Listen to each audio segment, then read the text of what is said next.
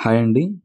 ఇప్పుడు మనం ఈ వీడియోలో శాతవాహనులు, శాతవాహనులకు సంబంధించిన యుగ విశేషాలు అంటే సాంస్కృతిక చరిత్ర, పరిపాలన ఎట్లా ఉంది, ఆర్థిక వ్యవస్థ, మత విషయాలు, సాహిత్యము, వాస్తుశిల్పం వీటిని గురించి చర్చించుకుందాం కూలంకషంగా. అయితే ఇప్పుడు ఈ మెటీరియల్ మీరు చూస్తున్న ఈ మెటీరియల్‌ని స్టాండర్డ్ బుక్స్ ముఖ్యంగా బిఎస్ఎల్ హనుమంతరావు, పివికే ప్రసాదరావు, కంభంపాటి సత్యనారాయణ, అదేవిధంగా నాగార్జున యూనివర్సిటీ బుక్కు. వీటి నుంచి తీసుకొని తయారు చేశాను. ఈ మెటీరియల్‌లో ఈ మెటీరియల్ గనక మీరు చదువుకున్నట్టయితే శాతవాహనుల్లో మొత్తం ఒక 8 క్వెషన్స్ రావడానికి అవకాశం ఉంది. ఈ 8 ప్రశ్నల్లో ఈ యుగ విశేషాలు, సాంస్కృతిక చరిత్ర నుంచి ఒక 4 ప్రశ్నలు. 3 రావచ్చు, 4 రావచ్చు. మీరు ఇది మీరేదైతే పుస్తకం చదువుతున్నారో అది చదివిన తర్వాత దానిలో ఏవైతే కొన్ని పాయింట్స్ లేవో, ముఖ్యంగా కంభంపాటి సత్యనారాయణ పుస్తకంలోవి, పివికే ప్రసాదరావు పుస్తకంలోవి, బిఎస్ఎల్ హనుమంతరావు పుస్తకంలో వీటిల్లోవి కొన్ని పాయింట్స్ బుక్స్ కవర్ చేయడం లేదు. అలాంటి పాయింట్స్ అన్నిటిని తీసుకొని దీనిలో రాశాను. మీరు మీ పుస్తకాల్లో ఏవైతే పాయింట్స్ మిస్ అయినాయో దీనిలో ఉంటే అవి నీట్‌గా రాసుకోండి అక్కడే. అక్కడే రాసుకోండి. అవి చదవాలి. ఖచ్చితంగా ఎగ్జామినేషన్ పాయింట్ ఆఫ్ వ్యూలో ఏవైతే ఇంపార్టెంటో ఆ పాయింట్స్ దీనిలో రాశాను. ఇంతకంటే మీరు ఎక్కువ చదవాల్సిన అవసరం లేనే లేదు. ఈ 3, 4 క్వెషన్‌లు ఈ మెటీరియల్ నుంచే వస్తాయి డెఫినెట్‌గా. కాబట్టి ఇది జాగ్రత్తగా చూసుకోండి ఒకసారి. ఒకసారి చూస్తే మనం శాతవాహనులు 4.5 శతాబ్దాల కాలం దక్షిణాపథానికి వ్యక్తిత్వం ప్రసాదించి పరిపాలించారు. ఉచ్చ స్థితిలో వారి సామ్రాజ్యం ఆరావళి పర్వతాల నుండి నీలగిరుల వరకు తూర్పు, పశ్చిమ సముద్రాల మధ్య విస్తరించి ఉంది.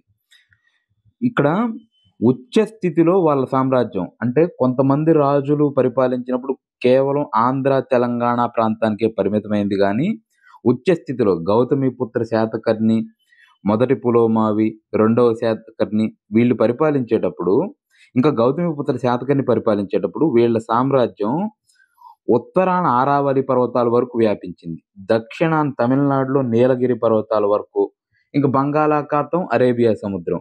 ఇంత పెద్ద మహా సామ్రాజ్యాన్ని వీరు పరిపాలించారు. ఇంకా ఈ శాతవాహన సామ్రాజ్యంలో ఇంత పెద్ద సువిశాల సామ్రాజ్యం ఉండటం వల్ల వీళ్ళ సామ్రాజ్యంలో అనేక జాతుల వాళ్ళున్నారు.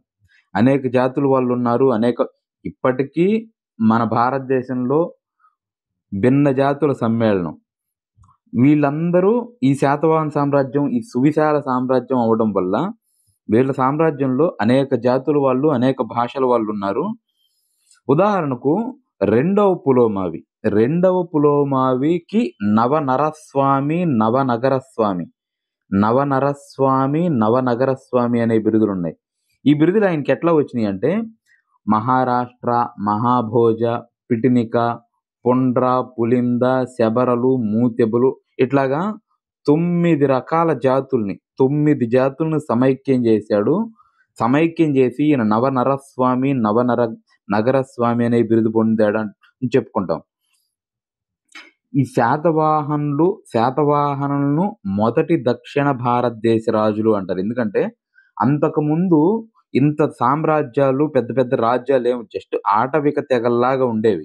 ఈ ఆటవిక తెగలందరినీ వీళ్ళు సామ్రాజ్యంగా ఏర్పడి, వీళ్ళు ఈ ఆటవిక తెగలన్నిటిని ఏకం చేసి ఒకే సామ్రాజ్యం కింద, ఒకే గొడుగు కింద పరిపాలించారు. తర్వాత వీళ్ళు పాలనా విధానం ఎట్లా ఉంటుందనేది ఒకసారి చూస్తే మౌర్యులు సామంతులుగా రాజకీయ జీవితాన్ని ప్రారంభించారు. వీళ్ళు మౌర్యుల కిందనే సామంతులుగా ఉండేవాళ్ళు. మౌర్యుల కింద శ్రీముఖుడు, శాతవాహన సామ్రాజ్య స్థాపకుడు శ్రీముఖుడు. ఈయన మౌర్య సామ్రాజ్యం అశోకుడు కింద సామంతుడిగా పనిచేశాడంటారు. ఈయనకి అశోకుడు రాయ అనే బిరుదిచ్చినట్లు డిసి సర్కార్, అశోకుడు శ్రీముఖుడికి రాయ అనే బిరుదిచ్చినట్లు డిసి సర్కార్ అనే ప్రముఖ చరిత్రకారుడు చెప్తాడు. వీళ్ళు మౌర్యుల కింద సామంతులుగా పనిచేశారు. అదేవిధంగా వీరి పరిపాలనలో అనేక అంశాలను మౌర్యుల నుండి గ్రహించారు. దానికి మనకి ఎగ్జాంపుల్ ఏంటంటే మౌర్యులు బౌద్ధ బౌద్ధ సన్యాసుల సంక్షేమం కోసం మహామాత్ర అనే అధికారుల్ని నియమించేవారు బౌద్ధ సన్యాసుల సంక్షేమం కోసం. అదేవిధంగా వీళ్ళు శాతవాహనుల్లో రెండవ రాజు కృష్ణ లేదా కన్హా రాజు కూడా నాసిక్లో శ్రమణుల కోసం ఒక గుహను తవ్వించి మహామాత్రుణ్ణి నియమించాడు. అదేవిధంగా కన్హేరిలో కూడా చేశాడు. ఈ మహామాత్ర అనే పదం శాతవాహనుల్లో కన్హేరి శాసనంలో మహామాత్ర అనే పదం కనిపిస్తుంది. అందువల్ల మహామాత్ర అంటే నథింగ్ బట్ ఒక ప్రత్యేకమైన పనికి నియమించబడిన వారు. వాళ్ళే OST, office on special duty. వీళ్ళు ప్రత్యేకమైన పని. ఆ పని ఏంటంటే బౌద్ధ సన్యాసుల సంక్షేమం కొరకు వీళ్ళని నియమించారు. ధర్మ మహామాత్ర. ఈ ధర్మ మహామాత్ర అనే పదం మనకి రామారావు గారి పరిపాలనా టైంలో కూడా కనిపిస్తుంది. రామారావు గారు కూడా అవినీతి పరులైన అధికారులను పట్టుకోవడానికి ఆయన ముఖ్యమంత్రిగా ఉన్నప్పుడు ధర్మ మహామాత్ర అనే ఒక పదవిని సృష్టించి ఆఫీస్ ఆన్ స్పెషల్ డ్యూటీ. ఈవి రామిరెడ్డి మొదటి ధర్మ మహామాత్ర ఎవరంటే ఈవి రామిరెడ్డి. ఈయన పని ఏంటంటే ఎవరైతే అవినీతికి పాల్పడుతూ అధికారులు ఉంటారో వాళ్ళని రెడ్ హ్యాండెడ్ గా పట్టుకోవడమే ఈ ఈవి రామిరెడ్డి ఈ ధర్మ మహామాత్ర పని. ఇలాగా మౌర్యుల నుంచి అనేక అంశాలు తీసుకున్నారు. వాటిలో ఇది ఒక ఎగ్జాంపుల్. ఈ శాతవాహనుల పరిపాలనలో మనుధర్మ శాస్త్రం, కౌటిల్యుని అర్థశాస్త్రం వీరికి మార్గదర్శకాలు. మౌర్యులకు కూడా కౌటిల్యుని అర్థశాస్త్రం, మనుధర్మ శాస్త్రమే మార్గదర్శకం. అదేవిధంగా శాతవాహనులు కూడా దాన్నే మార్గదర్శకంగా గ్రహించారు. శాతవాహనుల పరిపాలన గురించి మనకు తెలుసుకోవడానికి నాసిక్కు, ఉన్నాగర్ శాసనాలు బాగా ఉపయుక్తంగా ఉంటాయి. ఇంకా అనేక శాసనాలు, అనేక గ్రంథాలు, వాటి నుంచి ఈ అనేక అమరావతి శిల్పాల నుంచి వీళ్ళ పరిపాలనకు సంబంధించిన అంశాలు మనకు తెలుస్తున్నాయి. వీరి పరిపాలనకు సంబంధించిన విషయాలు. అందులో భాగంగా ఈ నాసిక్కు, ఉన్నాగర్ శాసనాలు అంధవ్ శిలా శాసనం కూడా. ఇవి ముఖ్యమైన శిలాశాసనాలు. శాతవాహన రాజులు స్వతంత్ర రాజ్య స్థాపనకు సూచనగా అశ్వమేధ యాగాన్ని చేసే ఆచారాన్ని అవలంబించారు. అశ్వమేధ యాగం చేసి వాళ్ళు రాజుగా సామ్రాజ్య విస్తరణకు వాళ్ళు చేశారు. దానికి ఉదాహరణ ఏంటంటే మొదటి శాతకర్ణి తన రాజ్య విస్తరణకు, తన స్వీయ సామ్రాజ్య విస్తరణకు గుర్తుగా చేసి 2 అశ్వమేధ యాగాలు, ఒక రాజసూయ యాగం చేస్తాడు. 2 అశ్వమేధ యాగాలు, ఒక రాజసూయ యాగం చేస్తాడు. ఇంకా శాతవాహన రాజుల్లో అనేక మంది రాజులు, గౌతమిపుత్ర శాతకర్ణి, యజ్ఞశ్రీ శాతకర్ణి, వీళ్ళు అనేక యజ్ఞ యాగాదులు చేసి బ్రాహ్మణులకు పన్ను మినహాయింపు భూములు, వెండి నాణేలు ఇస్తారు. అదేవిధంగా దక్షిణాపదంలో రాజులు బిరుదులు ధరించడం వీళ్ళతోనే ప్రారంభమైంది. దానికి కారణం ఏంటంటే వీళ్ళే మొదటి దక్షిణ భారతదేశ రాజులు కాబట్టి వీళ్ళు అనేక బిరుదులు ధరిస్తారు. ఉదాహరణకు మొదటి శాతకర్ణికి అనేక బిరుదులు ఉంటాయి. అప్రతిహత చక్ర, ఏకవీర, శూర, దక్షిణాపదపతి, అస్మకాధీశ, ఇట్లాగా అనేక బిరుదులు ఉంటాయి. ఇట్లా బిరుదులు ధరించడము వీళ్లతోనే ప్రారంభమైంది. శాతవాహనులతోనే దక్షిణాపదంలో ప్రారంభమైంది. ధర్మశాస్త్ర సమ్మతమైన రాచరికం శాతవాహన రాజ్యాంగానికి మూలం. శాతవాహన రాచరికం మాతృస్వామ్యంపై ఆధారపడిందని కొంతమంది చరిత్రకారుల అభిప్రాయం.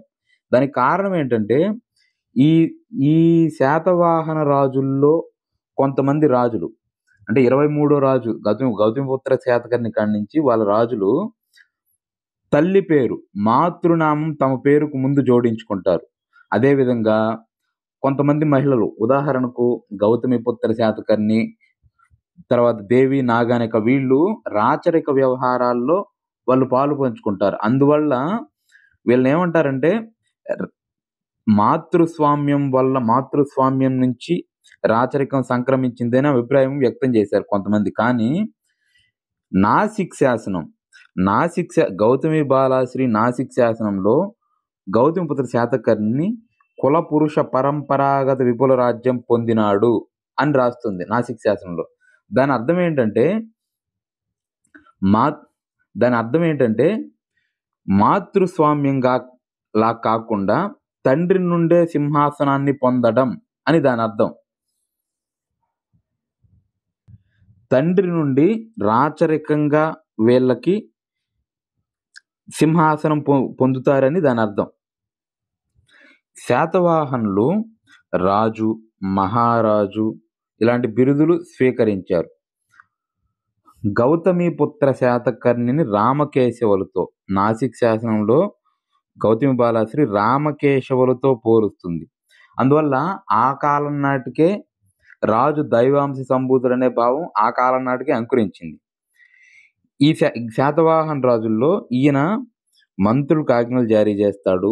ఆయనే సర్వసైన్యాధ్యక్షుడు. యుద్ధాలు వచ్చినప్పుడు ఆయనే ముందుండి సైన్యాన్ని నడిపించేవాడు. ఇంకా శబ్ద, అర్ధ, గాంధర్వ, గణిత, న్యాయశాస్త్రాల్లోనూ రాజోచిత సైనిక విద్యల్లోనూ ప్రావీణ్యులై మత, సాంఘిక, రాజకీయ శాంతి భద్రతలను రక్షించడంలో శ్రద్ధ వహించారు. ఈ విద్యలన్నిటిలో ప్రావీణ్యులయ్యేవారు అని మనకి తెలిపే శాసనం ఏదంటే కళింగ కారవేలుని హతిగుంపా శాసనం. ఈ విద్యలన్నిటిలో వీళ్ళు ట్రైనింగ్ తీసుకునే వాళ్ళని మనకు తెలిపే శాసనం హతిగుంపా శాసనం. శాతవాహన సామ్రాజ్యంలో అనేక సామంత రాజ్యాలు ఉండేవి. ఉదాహరణకు కొల్హాపూర్లో కురవంశం, మైసూర్లో చుటనాగులు చుటవంశం, విజయపురిలో ఇక్ష్వాకులు, మహారాష్ట్రలో మహారథులు, మహాభోజులు వీళ్ళందరూ శాతవాహనుల కాలం నాటి సామంతులు. ఈ సామంతులతోటి శాతవాహనులు వివాహ సంబంధాలు పెట్టుకునేవాళ్ళు. వాళ్ళ పిల్లల్ని పెళ్లి చేసుకోవడం అట్లా చేసేవాళ్ళు, వివాహ సంబంధాలు పెట్టుకునేవాళ్ళు. శాతవాహన పతనానంతరం ఈ రాజవంశాలు వాళ్ళ ప్రాంతాల్లో రాజ్యాలను స్థాపించుకున్నాయి. అదేవిధంగా ఈ సామంత రాజ్యాలు ఇంకా ఏం చేసేవంటే శాతవాహన రాజుల్లాగా మాతృ సంజ్ఞలు ధరించేవారు. మాతృ సంజ్ఞలు ధరించి నాణ్యాలు ముద్రించే ఇది ఉంది. దీనికి మనకు ఎగ్జాంపుల్ ఏంటంటే విజయపురిలో ఇక్ష్వాక రాజ్య స్థాపకుడు శ్రీశాంతమూలుడు. ఆయన పేరేం పెట్టుకుంటాడంటే వాసిష్ఠి పుత్ర శ్రీశాంతమూలుడు అని పెట్టుకుంటాడు. ఆ విధంగా మనకి వీళ్ళు మాతృ సంజ్ఞలు ధరించే వాళ్ళు, అదేవిధంగా నాణ్యాలు ముద్రించే అధికారం కూడా ఉంటుంది. శాతవాహనుల కాలంలో మహారథి, మహాభోజులు అనే పదవి వంశపారంపర్యంగా వస్తుంది. ఈ సామంతులు మహారథి, మహాభోజులు అనే బిరుదులు ధరించారు. అవి కూడా వాళ్ళకు వంశపారంపర్యంగా వచ్చేవి. రాజ్యంలో అసలు ఈ సామంతులు వాళ్ళ హోదా కూడా మంచిగానే ఉండేది. పన్నులు వసూలు చేయడము, నాణ్యాలు ముద్రించడం, ఆ పన్నులు రద్దు చేయడం వీళ్ళకు విశేషంగా అధికారాలు ఉన్నాయి. సామంత రాజ్యాలు కాకుండా మిగిలిన సామ్రాజ్యాన్ని వీళ్ళు ఆహారాలు అని విభజించారు. ఆహారాలకు అధిపతులు ఎవరంటే అమాత్యులు. అయితే ఈ శాతవాహన సామ్రాజ్యం ఈ రాజు ఈ పరిపాలన ఎలా చేసేవాడంటే ఒక ఉన్నత ఉద్యోగి బృందం ఉండేది. ముఖ్యంగా చూసుకుంటే రాజుకు సలహాలు ఇవ్వడానికి నలుగురు ప్రధానమైన మంత్రులు అమాత్యులు ఉండేవారు. వాళ్ళు ఎవరైనా చూస్తే విశ్వమాత్య అంటారు. విశ్వాసమాత్య రాజు ఆంతరంగిక సలహాదారుడు, ప్రధాని. ఈ technical words very very important. ఇవి నాట్ ఓన్లీ ఇన్ శాతవాహనులు, అన్ని మిగతా రాజవంశాల్లో కూడా ఈ టెక్నికల్ వర్డ్స్ ఇంపార్టెంట్. ఇవి జాగ్రత్తగా 1-4 సార్లు చదవాల్సి ఉంటుంది. రాజమాత్య రాజు ఆదేశాలను అమలుపరిచేవాడు.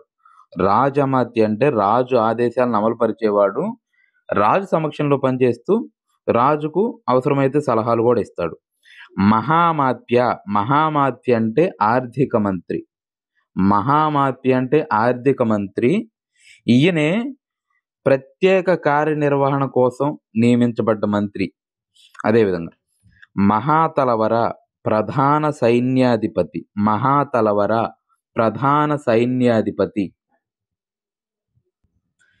వీళ్ళతో పాటు ఈ టెక్నికల్ వర్డ్స్ అనేది వెరీ వెరీ ఇంపార్టెంట్. వీటిలో నుంచి ప్రతిసారి ఒక క్వెషన్ ఇస్తున్నాడు. అది గుర్తుపెట్టుకోవాలి. చూస్తే హిరణ్యకుడు, హిరణ్యకుడు కోశాధికారే, భాండాగారికుడు కోశాధికారే. అయితే హిరణ్యకుడు అయిన కోశాధికారి, భాండాగారికుడైన కోశాధికారి.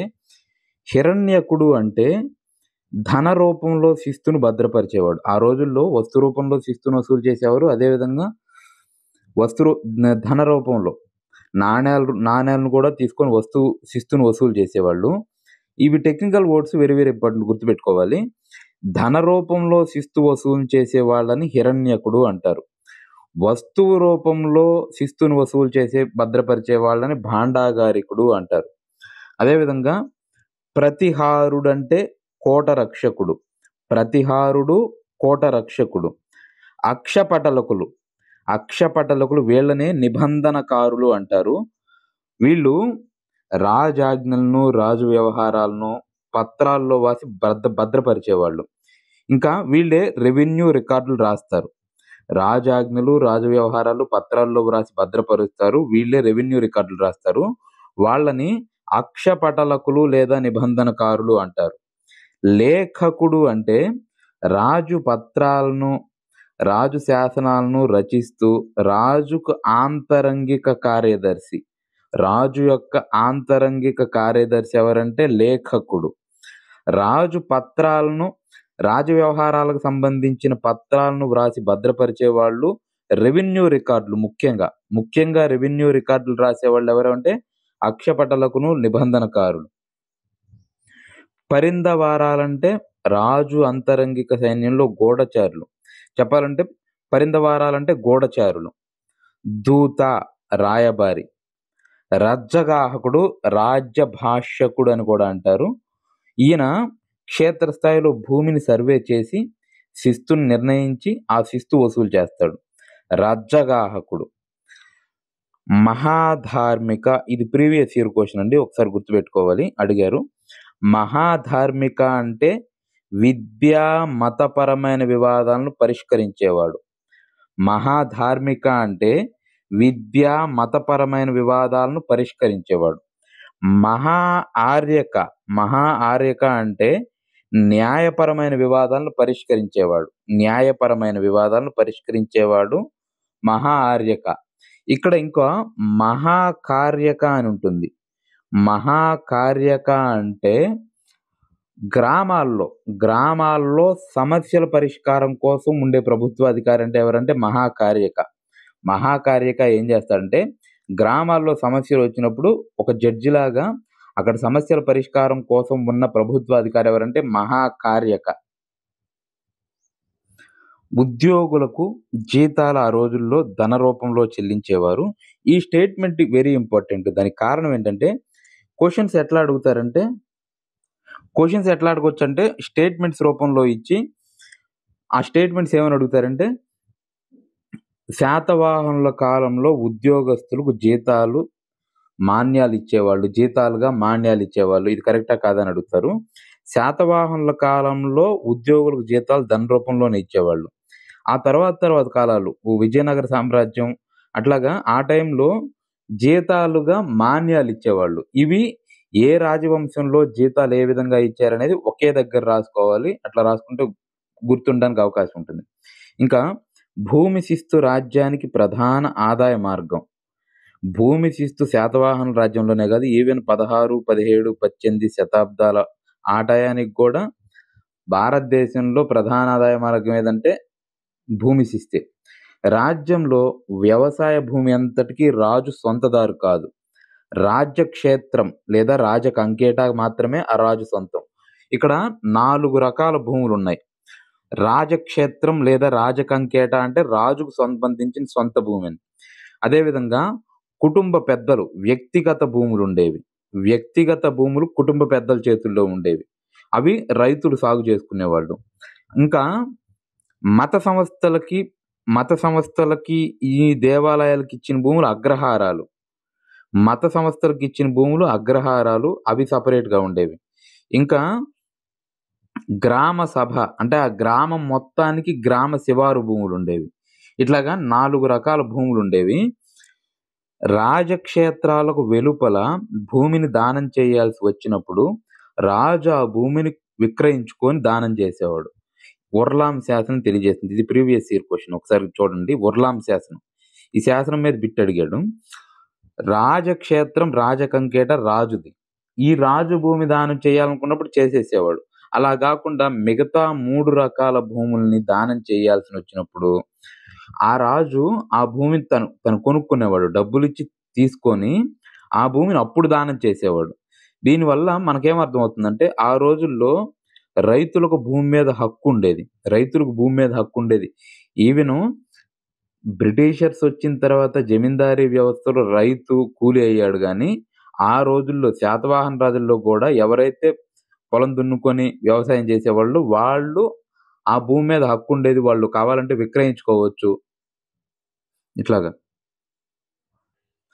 శాతవాహన సామ్రాజ్యంలో సామంత రాజ్యాలను జనపదాలంటారు. అది ఇంతకుముందే చూసాము. సామంత రాజ్యాలను జనపదాలంటారు. శాతవాహన రాజ్యంలో కొన్ని ఆహారాలున్నాయి. ఆహారాలు పోను మిగతా వాటిని ఇవన్నీ సామంత రాజ్యాలు. ఈ ఈ ఆహారాలను చూసుకుంటే కోడూరు ఆహారం, మామలాహారం, గోవర్ధనాహారం, శాతవాహనాహారం ఇట్లాగా ఆహారాలున్నాయి. ఈ ఆహారాలు పోను మిగతావన్నీ సామంత రాజ్యాలు. ఈ సామంత రాజ్యాలను చూస్తే వీటిలో నుంచి మనకి బిట్లు అడగడానికి అవకాశం ఉంది. ఉదాహరణకు అనూప, మాహిష్మతి ఇది 2019లో అడిగిన క్వెషన్. 2017 అనుకుంటాను. 2017లో ఏమని అడిగాడంటే, అనూప యొక్క రాజధాని ఏది అని అడిగాడు.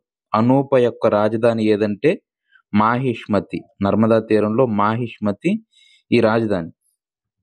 మనం చూసుకుంటే అప్పట్లో పిలిచిన ప్రాంతాలు ఇప్పుడేమని పిలుస్తున్నారు? ఇవి మనల్ని అడగడానికి అవకాశం ఉంది. చూసుకుంటే అస్మక ఈ పేర్లన్నీ ఇంపార్టెంటే. అస్మక అంటే ప్రస్తుతం తెలంగాణలో నిజామాబాద్. ములక ప్రస్తుతం మహారాష్ట్రలో ఔరంగాబాద్. ఋషిక సౌరాష్ట్ర, గుజరాత్. కుకురా తూర్పు రాజస్థాన్. అపరాంత కొంకణ్. విదర్భ మహారాష్ట్ర, మధ్యప్రదేశ్ ఈ మధ్యలో ఉన్న బీరార్ ప్రాంతం విదర్భ అంటే. అనూప మాహిష్మతి నర్మదా తీరంలో మాహిష్మతి. అకరా అకరా అంటే ఇది అకరా అయినా అవంతి అయినా 2 మధ్యప్రదేశ్‌కి సంబంధించినవి.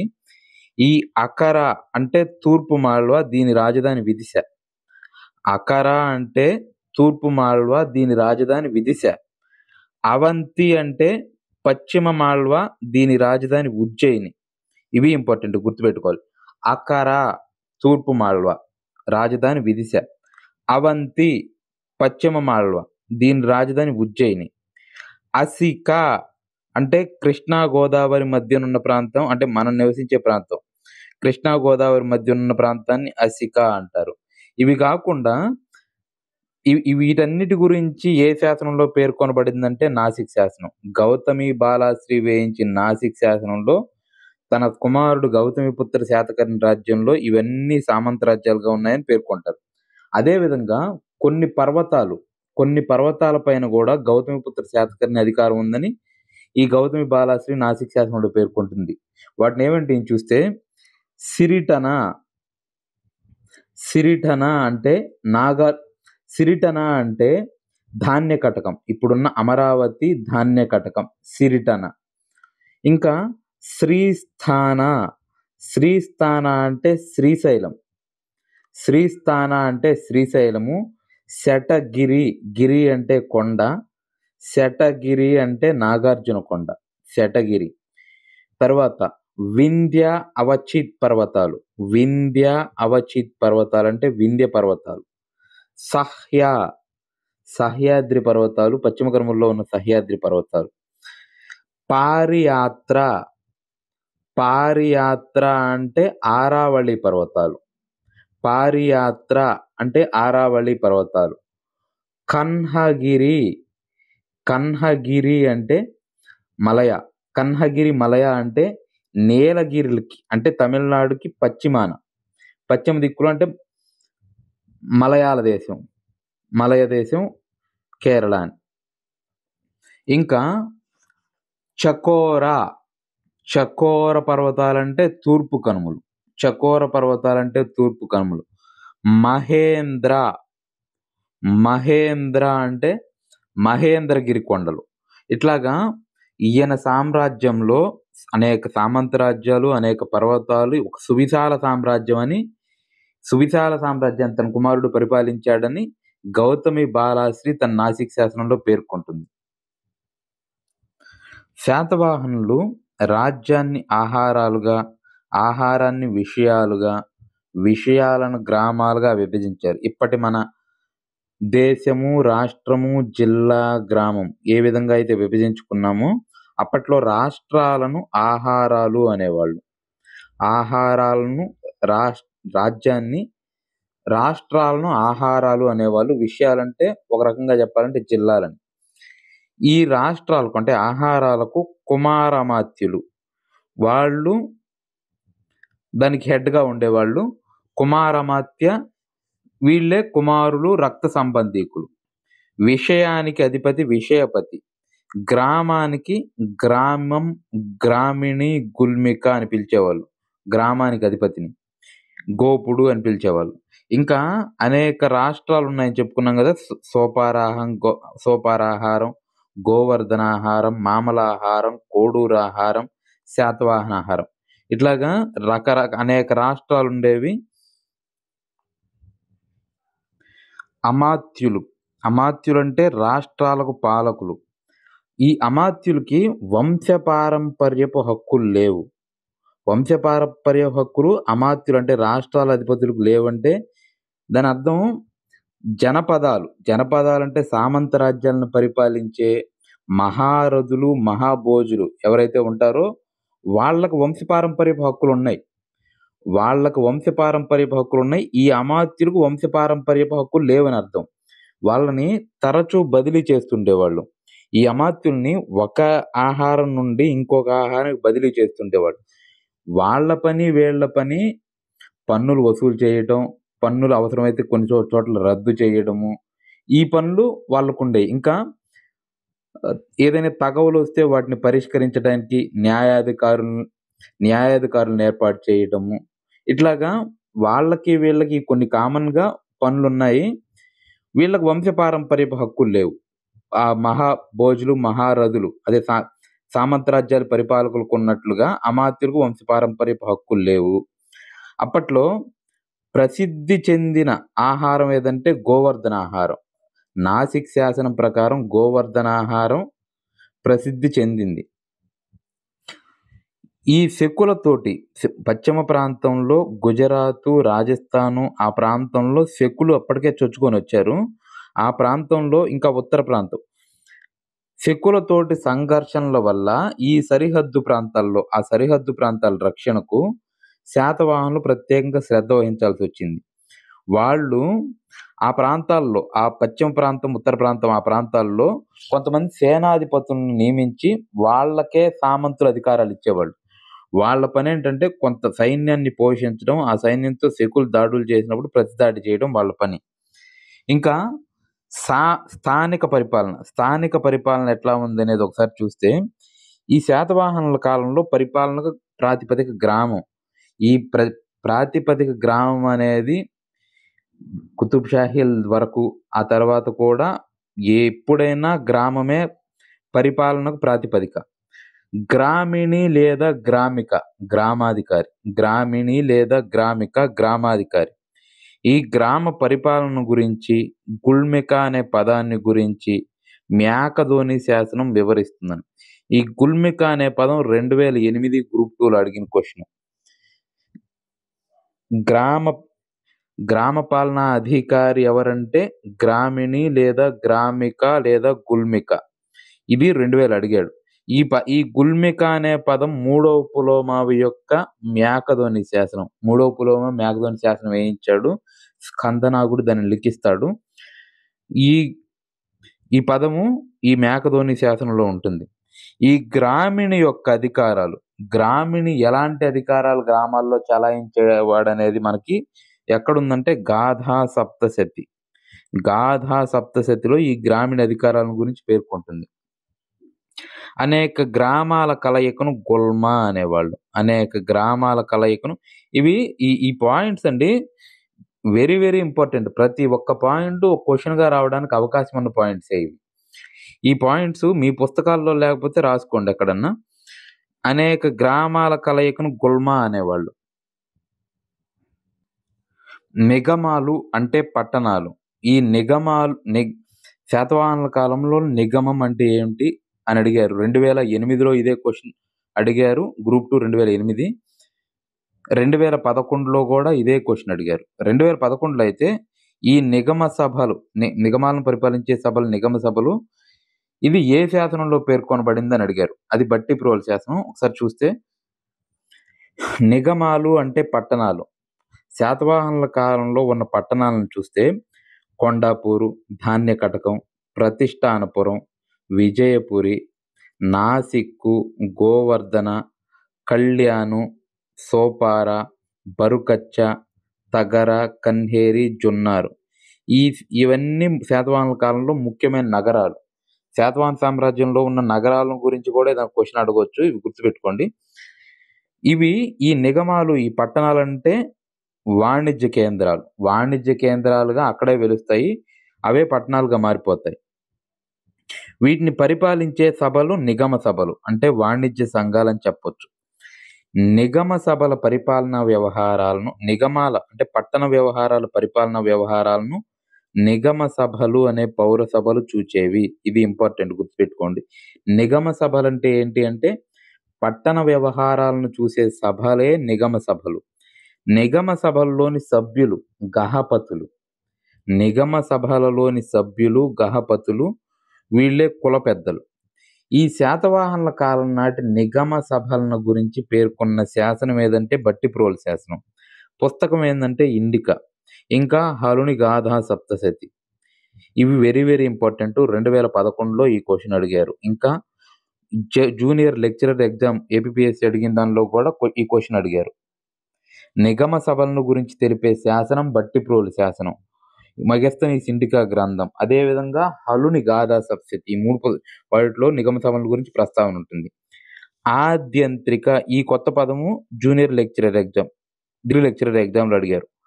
శాతవాహనుల కాలంలో ఆద్యంత్రిక అనే పదం అంటే ఏమిటని.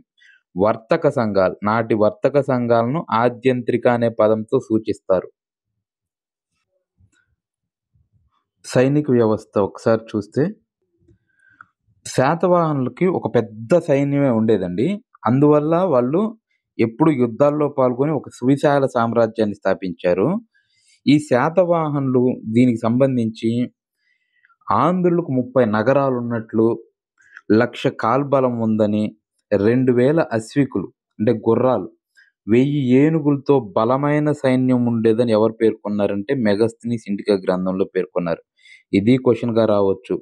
ఈ స్టేట్మెంట్ ఇచ్చి దీన్ని ఎవరు పేర్కొన్నారంటే మెగస్తనీస్. 30 నగరాలు, 1,00,000 కాల్బలం, 2,000 అశ్వాలు, 1000 ఏనుగులు. కళింగ కారవేలుడు. కళింగ కారవేలుని హతిగుంపా శాసనం ప్రకారం రథ, గజ, తురగ, పదాతి దళాలతో కూడిన చతురంగ బలాలను గురించి ప్రస్తావిస్తుంది. ఈ కళింగ కారవేలు అనేవాడు అప్పుడు ఒరిస్సా ప్రాంతాన్ని పరిపాలించేవాడు. ఆయన తన శాసనంలో ఈ శాతవాహనులకు ఇంత సైన్యం ఉందని ఆయన చెప్పాడు. శాతవాహనులు తమ శాసనాల్లో వాళ్ళు చెప్పుకోలేదు. ఈ కళింగ కారవేలుడు వీళ్ళతో యుద్ధాలు చేసి వీళ్ళకి రథ, గజ, తురగ, పదాతి దళాలతో చతురంగ బలాలతో ఒక పెద్ద సైనిక వ్యవస్థ ఉండేదని కళింగ కారవేలుడు తన హతిగుంపా శాసనంలో రాసుకుంటాడు.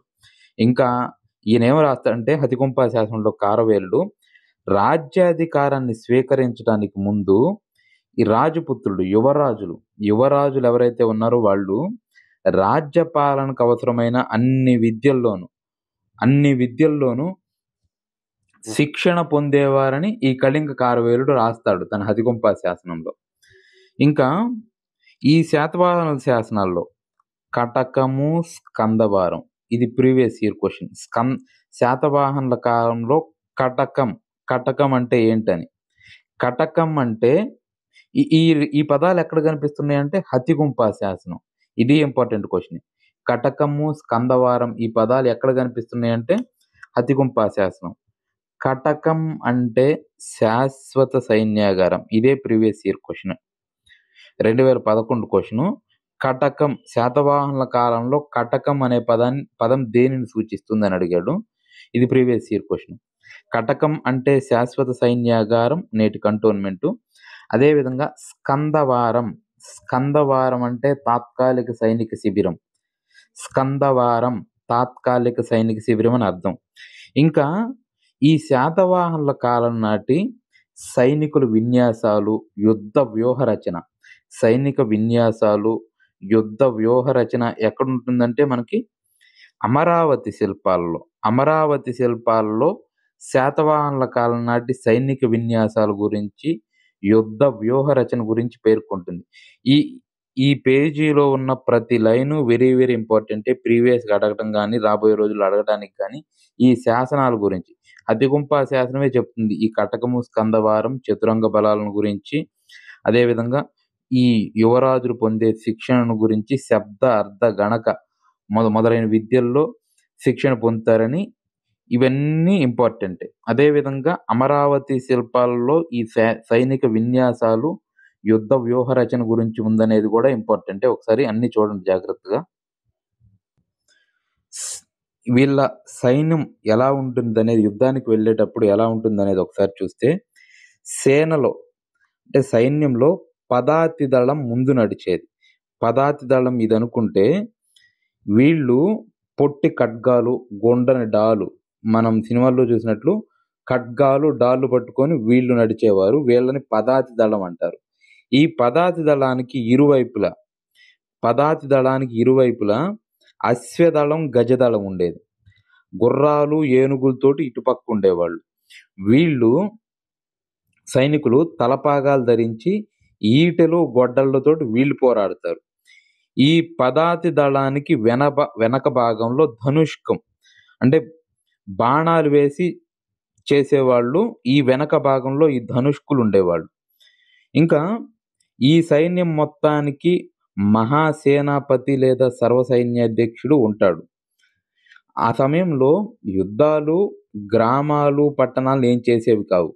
కాకపోతే అప్పుడప్పుడు కొన్ని సందర్భాల్లో క్రూరంగా ప్రవర్తించిన సంఘటనలు ఉన్నాయి. ఉదాహరణకి ఏంటంటే కళింగ కారవేలుడు ఈ ప్రితుండ నగరం అంటే భట్టిప్రోలు, అదే ప్రతిపాలపురం. మైసోలియా దగ్గర ప్రతిపాలపురం, అదే నేటి భట్టిప్రోలు. దాన్ని గాడిదలతో దున్నించి ధ్వంసం చేయడమే దీనికి ఉదాహరణ. మామూలు సందర్భాల్లో సామాన్య జనానికి జోలికి వచ్చేవాళ్ళు కాదు, పట్టణాల జోలికి. కొన్ని సందర్భాలు ఇది ఎక్సెప్షన్ కేసు. శాతవాహనుల యుగంలో ఆంధ్రదేశం అపూర్వమైన ఆర్థిక వికాసం సాధించింది. ఆ టైంలో వ్యవసాయము గ్రామాల్లో అత్యధిక సంఖ్యాకులకు వ్యవసాయమే ప్రధాన వృత్తి. వ్యవసాయం, పరిశ్రమలు, వాణిజ్యం సమతూకంతో ఉండేవి.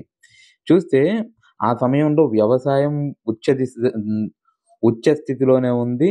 అదేవిధంగా పరిశ్రమలు, వాణిజ్యం కూడా చాలా బాగుండేవి. ఉదాహరణకు పరిశ్రమలు చూసుకుంటే వినుకొండలో లోహ పరిశ్రమ, పల్నాడులో వజ్రాలు, కోడూరు లేదా గూడూరులో సన్నబట్టలు, గుంటుపల్లిలో ఇనుము, ప్రతిష్టానపురంలో తగరం జౌళి పరిశ్రమలు, ఇట్లాగా వజ్రాల పరిశ్రమలు, ఇట్లా రకరకాల పరిశ్రమలు ఉండేవి.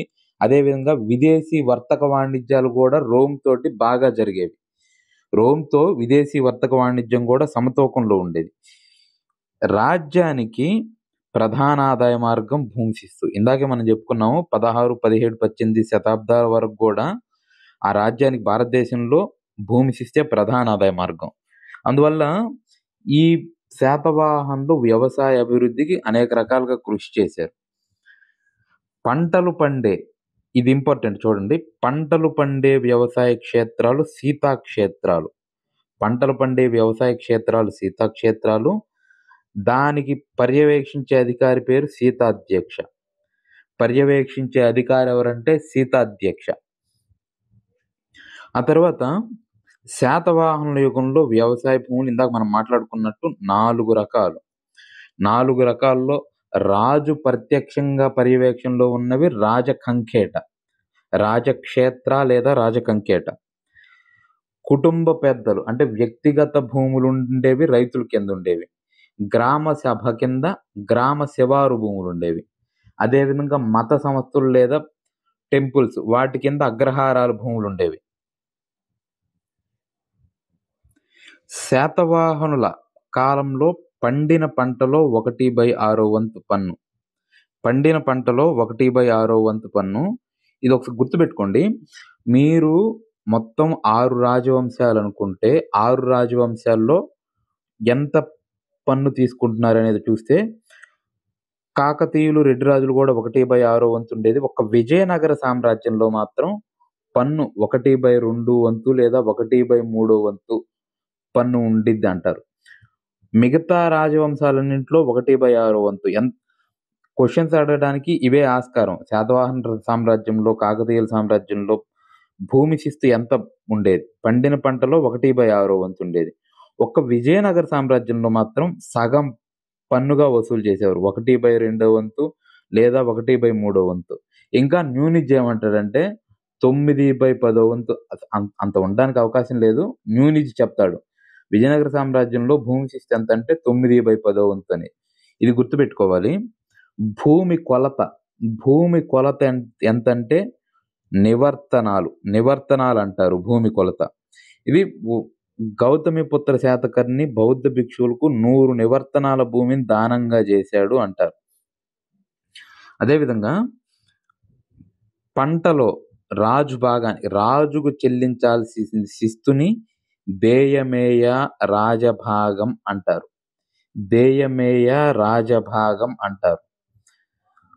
ఇక్కడ చూస్తే ఇది కూడా కంపారిటివ్గా చదువుకోవాల్సి ఉంటుంది. ఉదాహరణకు ఇక్ష్వాకుల కాలంలో భూమి శిస్తుని ఏమంటారంటే భాగా అంటారు. తూర్పు చాళుక్యుల కాలంలో ఏమంటారంటే కోరు లేదా కొరకు లేదా సిద్ధాయం అంటారు తూర్పు చాళుక్యుల కాలంలో. కాకతీయుల కాలంలో ఏమంటారంటే అరిపన్ను భూమి శిస్తుని. ఇట్లాగా ఏ రాజవంశంలో భూమి శిస్తుని ఏ విధంగా అని పిలిచారనేది ఒకే చోట రాసుకుంటే మీకు అది కంపారిజన్లో ఉంటుంది, బాగా గుర్తుండడానికి అవకాశం ఉంటుంది. భూదానాలు చేసిన మొదటి రాజులు ఎవరంటే శాతవాహన రాజులు. భూదానాలు చేస్తారు, అగ్రహారాలు. భారతదేశంలో భూమిని మొదటగా దానం చేసేది ఎవరంటే ఈ శాతవాహనులే. మొదటి శాతకర్ణి పన్ను మినహాయించి భూములను దానంగా ఇచ్చాడు. అదేవిధంగా గౌతమిపుత్ర శాతకర్ణి కొన్ని అగ్రహారాలను దానంగా ఇచ్చాడు. అయితే ఎక్కువ సందర్భాల్లో ఈ శాతవాహనుల కాలంలో బ్రాహ్మణ శ్రమణులకు భూములు దానం చేశారు. ఈ భూములను బ్రాహ్మణులు సాగు చేసేవాళ్ళు కాదు. శూద్రులు ఎవరైతే ఉన్నారో వాళ్ళు సాగు చేసి ఇప్పుడైతే మనం మగత అని పిలుస్తారు. మగత అనేది మక్తా అనే పదం నుంచి వచ్చింది. ఈ మక్తా అనే పన్నును చెల్లించేవాళ్ళు. ఈ శూద్రులు సాగు చేసుకొని ఆ బ్రాహ్మణ శ్రమణులకు ఇచ్చిన అగ్రహారాలను సాగు చేసుకొని మక్తా అనే పన్నుని ఇచ్చేవాళ్ళు. ఇంకా శాతవాహనుల కాలంలో ఈ కొన్ని పంటలు ఉన్నాయి. ఏమేం పంటలు ఉన్నాయో చూస్తే చెరకు, వరి, జొన్న, కొబ్బరి, కంది, నువ్వులు ఈ పంటలు ఉండేవి. ఈ పంటలు శాతవాహనుల కాలంలో పండించేవారని మనకు ఎలా తెలుస్తుందంటే హలుడు యొక్క గాథా సప్తశతి. ఈ పుస్తకాలు ఇంపార్టెంట్ అండి. ఏ పుస్తకంలో ఏ రకంగా ఎప్పుడు ఎలా చెప్పారనేది ప్రతి ఒక్కటి ఇంపార్టెంటే. శాతవాహనుల కాలంలో యుగ విశేషాలకు సంబంధించి ఎక్కువ సార్లు వచ్చేది గాథా సప్తశతి.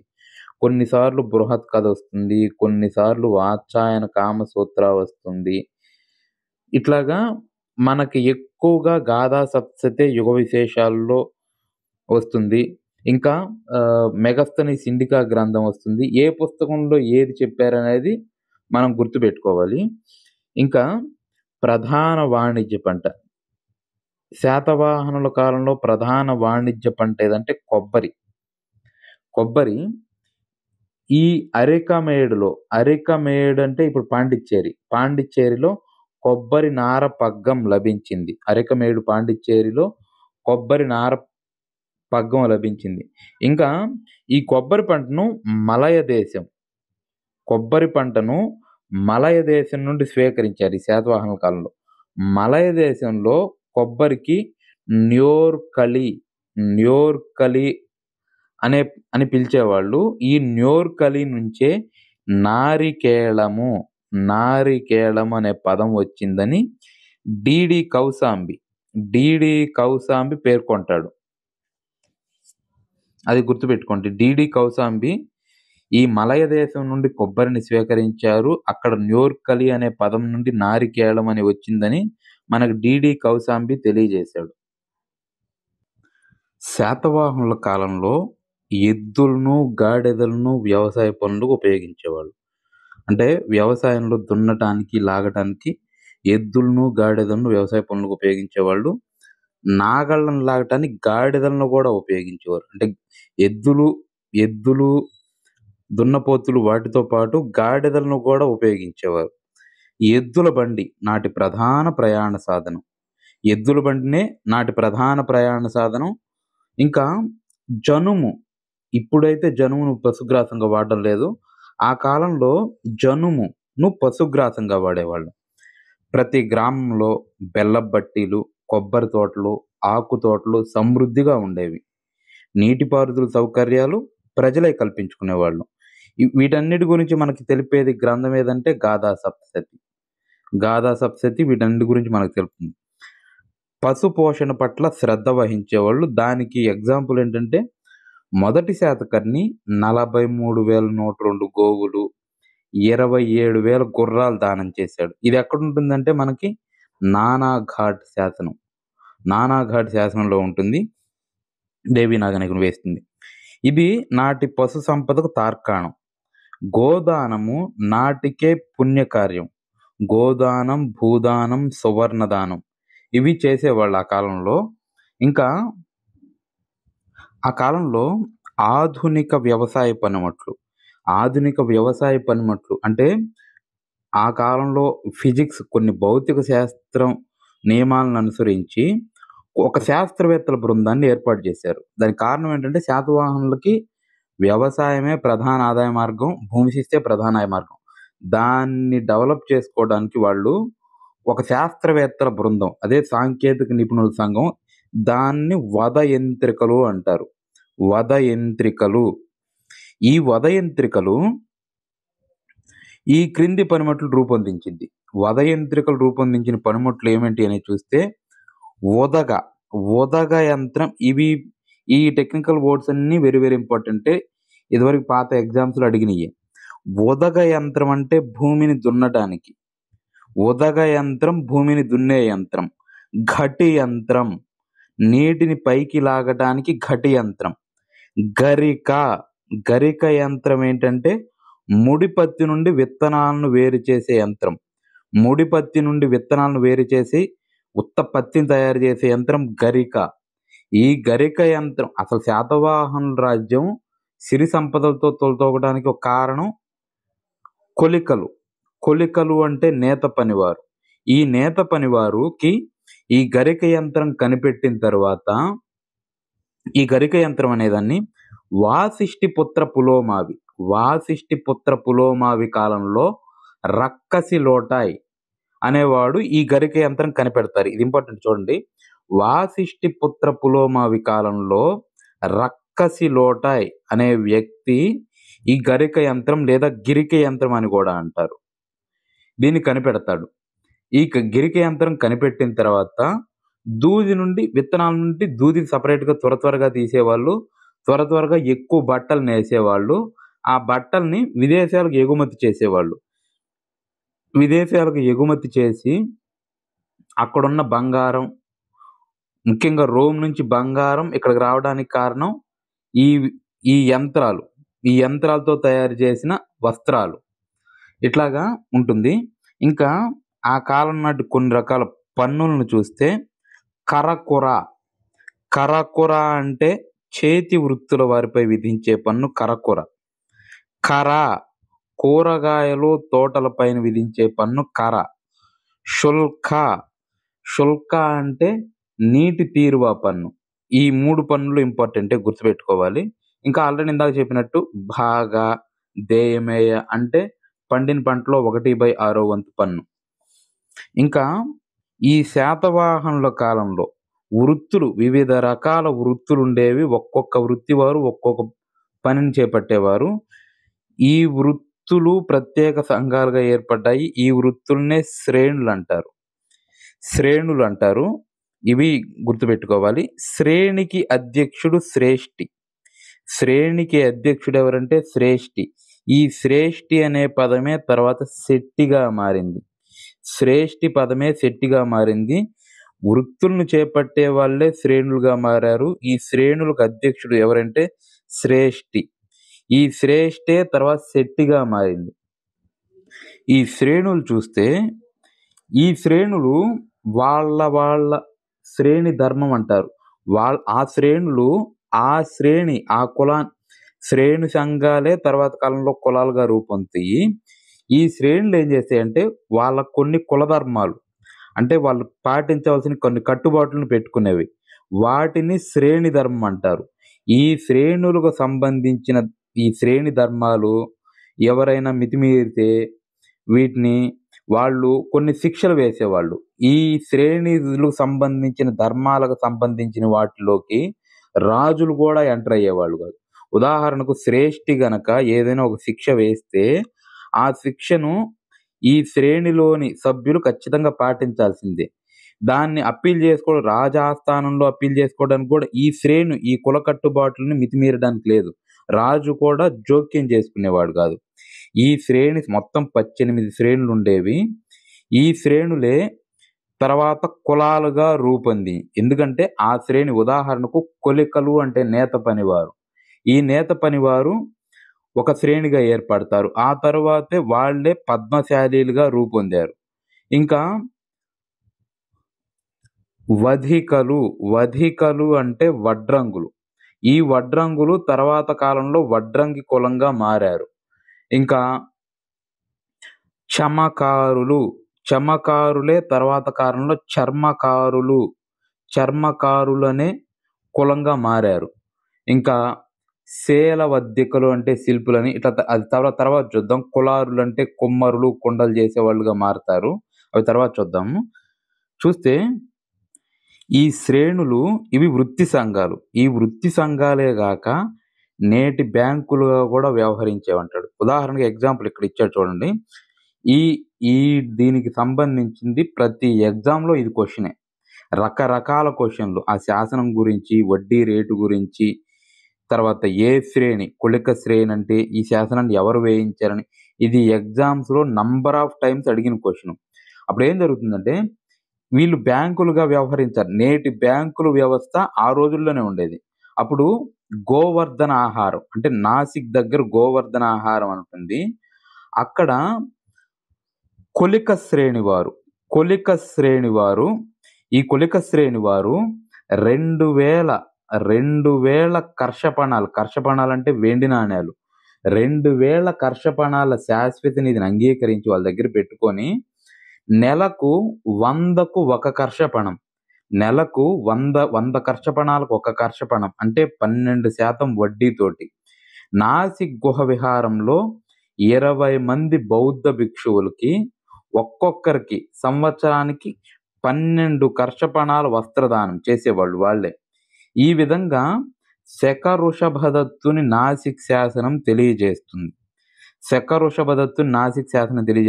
ఇది నంబర్ ఆఫ్ టైమ్స్ అడిగిన క్వశ్చన్ అండి. ఇది గుర్తుపెట్టుకోవాలి దీన్ని రకరకాలుగా. ఇంకా అప్పట్లో మొత్తం 18 వర్ణాలు, మొత్తం శ్రేణులు 18. ఈ శ్రేణులు వీళ్ళు ఏం చేసేవాళ్ళంటే హాలికలు అంటే వ్యవసాయం చేసేవాళ్ళు, వ్యవసాయ పనివారు. కొలికలు అంటే నేత పనివారు. వీళ్ళు చాలా ఇంపార్టెంట్. ఈ 18 శ్రేణుల గురించి ప్రతి ఎగ్జామ్‌లో ఒక క్వెషన్ ఖచ్చితంగా శాతవాహనుల నుండి ఒక క్వెషన్ వస్తుందంటే అది శ్రేణుల మీద అడుగుతారు. ఇది రకరకాల ఎగ్జామ్స్‌లో 2008లో క్వెషనే, 11లో క్వెషనే, 12లో క్వెషనే, 17లో క్వెషనే, 19లో క్వెషనే. ప్రతిసారి ఈ 18 శ్రేణుల్లో ఏదో ఒక శ్రేణి మీద ఒక క్వెషన్ అడుగుతానే ఉన్నారు. చూస్తే కొలికలు నేత పనివారు, కులారులు కుమ్మరులు వీరు కుండలు తయారు చేసేవాళ్ళు. కమ్మర ఇనుము పని చేసేవాళ్ళు. ఇనుము పని చేసేవాళ్ళు కమ్మర. అదేవిధంగా గధికలు సుగంధ ద్రవ్యాలు తయారు చేసేవాళ్ళు గధికలు. వెజ వైద్యుడు. వెజ అంటే వైద్యుడు. వస్సకార వెదురు పని. వస్సకార అంటే వెదురు పని అంటే బుట్టలు తయారు చేసేవాళ్ళు. వెదురుతోటి బుట్టలు తయారు చేసి అమ్మేవాళ్ళు వాళ్ళే వస్సకార. శిలవధికలు శిల్పాలు చెక్కేవారిని శిలవధికలు అంటారు.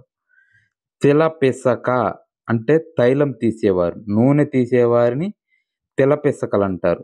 మీధిక మెరుగు పెట్టేవారు మీధికలు. వధికలు ఇది లాస్ట్ టైం అడిగారు. వధికలు అంటే వడ్రంగి పని. ధన్నికలు ధాన్య వ్యాపారులు. దస్సక మత్స్యకారులు. దస్సక మత్స్యకారులు. కసకర ఇత్తడి పనివారు కసకర. సౌంధికులు కళ్ళు గీయువారు. సౌంధికులు ఎవరెవరంటే కళ్ళు గీసేవారిని సౌంధికులు అంటారు. మాలకార మాలలు కట్టి విక్రయించేవారు మాలకారులు. మణికార రత్నాలు మణులు పొదిగిన నగలు తయారు చేసేవారు మణికార. ఇట్లాగా ఈ శ్రేణులన్నీ వెరీ వెరీ ఇంపార్టెంట్. ఈ 18 శ్రేణులు ప్రతిసారి ఒక క్వశ్చన్ అడుగుతున్నారు. అవి బై హార్ట్ చేయి. వధ యంత్రికలు అంటే వ్యవసాయ పనిముట్లు తయారు చేసేవారు. ఇందాక చూసాము. వధ యంత్రికలు అంటే వ్యవసాయ పనిముట్లు తయారు చేసే ఒక సాంకేతిక నిపుణుల బృందం. ఇంకా శక వృషభదత్తుని నాసిక్ శాసనంలో ఆయన ఏమంటాడంటే, అశ్వభూతి అనే ఒక బ్రాహ్మణుడి నుంచి భూమిని 4000 కర్షపణాలకు కొని దాన్ని దానం చేస్తాడు ఈ వృషభదత్తుడు. ఇంకా కులారుల గురించి ఈయన చెప్తాడు. ఏమంటాడంటే, కొండాపూర్ మస్కీ పైఠాన్ ఈ బిట్ వెరీ వెరీ ఇంపార్టెంట్ చూడండి. కొండాపూర్ మస్కీ పైఠాన్ ఈ ప్రాంతాల్లో దొరికిన మృణ్మయ శకలాలు. మృణ్మయ శకలాలు అంటే కుండలు.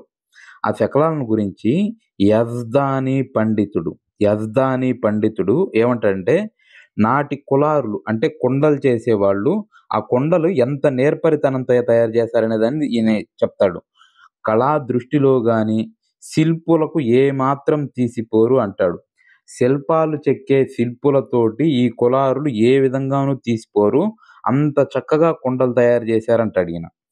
ఇంకా ఈ యజ్దాని పండితుడు బంగారంతో ఆభరణాలు తయారు చేసేవాళ్ళు. ఈ బంగారంతో తయారు చేసిన ఆభరణాల్లోని పనితనం మనకు ఎక్కడ కనిపిస్తుందంటే, అమరావతి శిల్పాల్లో మహిళల శిల్పాలు చెక్కినప్పుడు ఆ మహిళలకి కొన్ని బంగారు ఆభరణాలను కూడా చెక్కేవాళ్ళు. వాటిల్లో ఈయన మంచి పనితనం కనిపిస్తుంది వీటిల్లో. శాతవాహన యుగం ఆ కాలంలో దేశ విదేశీ వర్తక వాణిజ్యం విరివిగా సాగింది. దేశ విదేశీ వర్తక వాణిజ్యం విరివిగా సాగటానికి ప్రధాన కారణం ఏంటంటే ఈ కొలికలు నేత పనివారు. వీళ్ళు పద్మశాలీలు. వీళ్ళు గిరిక అనే యంత్రాన్ని కనిపెట్టిన తర్వాత ఒక రక్కసలోటాయి విపరీతంగా వస్త్రాలు తయారు చేస్తారు. ఆ వస్త్రాలని రోమ్కి ఎగుమతి చేస్తారు. ఇంకా ఆగ్నేయ ఆసియా దేశాలకు ఎగుమతి చేస్తారు. అందువల్ల అక్కడున్న సంపద మొత్తం శాతవాహన సామ్రాజ్యానికి చేరేది. ఒకసారి వర్తక వ్యాపార కేంద్రాలు ఏమున్నాయి అనేది చూస్తే, పశ్చిమ తీరంలో నాసిక్, తగర, జున్నారు, పైఠాను, గోవర్ధన, వైజయంతి, కహరాట ఇవన్నీ పశ్చిమ తీరంలో ఉన్న ప్రధాన వర్తక కేంద్రాలు. మన తూర్పున కెవరూర, విజయపురి, గూడూరు, ధాన్యకటకం, నరసాల మొదలైన నగరాలు వాణిజ్య కేంద్రాలు. ఈ వాణిజ్య వర్తక కేంద్రాలు తూర్పు తీరంలో ఉండేవని మనకి అమరావతి శాసనం ద్వారా తెలుస్తుంది. ఇంకా దేశీయ దేశీయ వాణిజ్య కేంద్రాలు. దేశీయ వాణిజ్య కేంద్రాలు అంటే వీటిని రేవు పట్టణాలతో కలుపుతూ రహదారులుండేవి. ఆ రహదారులనేవి కూడా ఇంపార్టెంటే.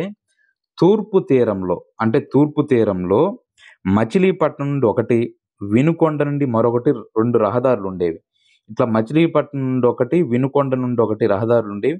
ఈ 2 హైదరాబాద్ సమీపంలో కలిసి పశ్చిమ తీర రేవు పట్టణాలు కనిపేవని ప్లీట్ అనే పండితుడు చెప్తాడు. ప్లీట్ పండితుడి పరిశోధన ఏంటంటే ఈ రహదారులు ఇట్లా ఉండేవని ఈయన చెప్తాడు. ఇంకా ఉత్తర దేశం అంటే మగధ నుండి మరొక మార్గం తూర్పు తీరంలో కళింగలోని తోసల మీదుగా కృష్ణానది ముఖద్వారానికి, అక్కడి నుండి రాయచూర్ అంతర్వేది మీదుగా వైజయంతి రేవు పట్టణానికి, రాయచూర్ అంతర్వేది మీదుగా వైజయంతి రేవు పట్టణానికి నడిచేది అంటే వెళ్ళేదంటారు. ఇంకా ప్రధాన ప్రయాణ సాధనం ఎద్దుల బండి. ఇక్కడ ఒక ఇంట్రెస్టింగ్ థింగ్ ఏంటంటే అల్లూరి శాసనం ఏం చెప్తుందంటే అక్కడ బౌద్ధ విహారానికి కొంతమంది వర్తకులు, కొంతమంది డబ్బులున్న వాళ్ళు ఒక ఎద్దుల బండ్లను దానం చేసేవాళ్ళు. ఎద్దుల బండ్లను దానం చేస్తే ఆ ఎద్దుల బండ్లని వాళ్ళు ఉపయోగించుకునేవాళ్ళు. వస్తువులు తెచ్చుకోవడానికి వాటికి వీటికి వాళ్ళు ఉపయోగించుకునేవాళ్ళు. ఇట్లాగా దాంతోపాటు వర్తకులు ఎవరైతే ఉంటారో వాళ్ళకి ఈ ఎద్దుల బండ్లని అద్దెకిచ్చేవాళ్ళు. అద్దెకిచ్చి అద్దెకు తీసుకునేవాళ్ళు. ఈ విధంగా తెలిపే శాసనం ఏంటంటే అల్లూరి శాసనం. ఇది ఇంపార్టెంట్. వర్తకులకి ఆనాటి బౌద్ధ సంఘం ఎడ్ల బండలను దానంగా స్వీకరించి వాటిని వర్తకులు అద్దెకిచ్చేదని తెలిపే శాసనం ఏదంటే అల్లూరి శాసనం. ఇంకా నదులపై సరుకు రవాణా, కృష్ణా, గోదావరి, పెన్నా, ఆ తర్వాత ఇట్లా నదులపై సరుకు రవాణా నాటికి చౌకగా ఉండేది. రహదారుల మీద ఇందాక మనం మాట్లాడుకున్న రహదారుల మీద సత్రాలు, చలివేందర్లు ప్రభువులు ఏర్పాటు చేసేవాళ్ళు. నదులు దాటడానికి బల్లకట్టు, ఇది గుర్తుపెట్టుకోండి. నదులు దాటడానికి ఏది ఉపయోగపడేదంటే బల్లకట్టు ఉపయోగపడేది. శాతవాహన యుగంలో దేశీయ విదేశీయ వాణిజ్యం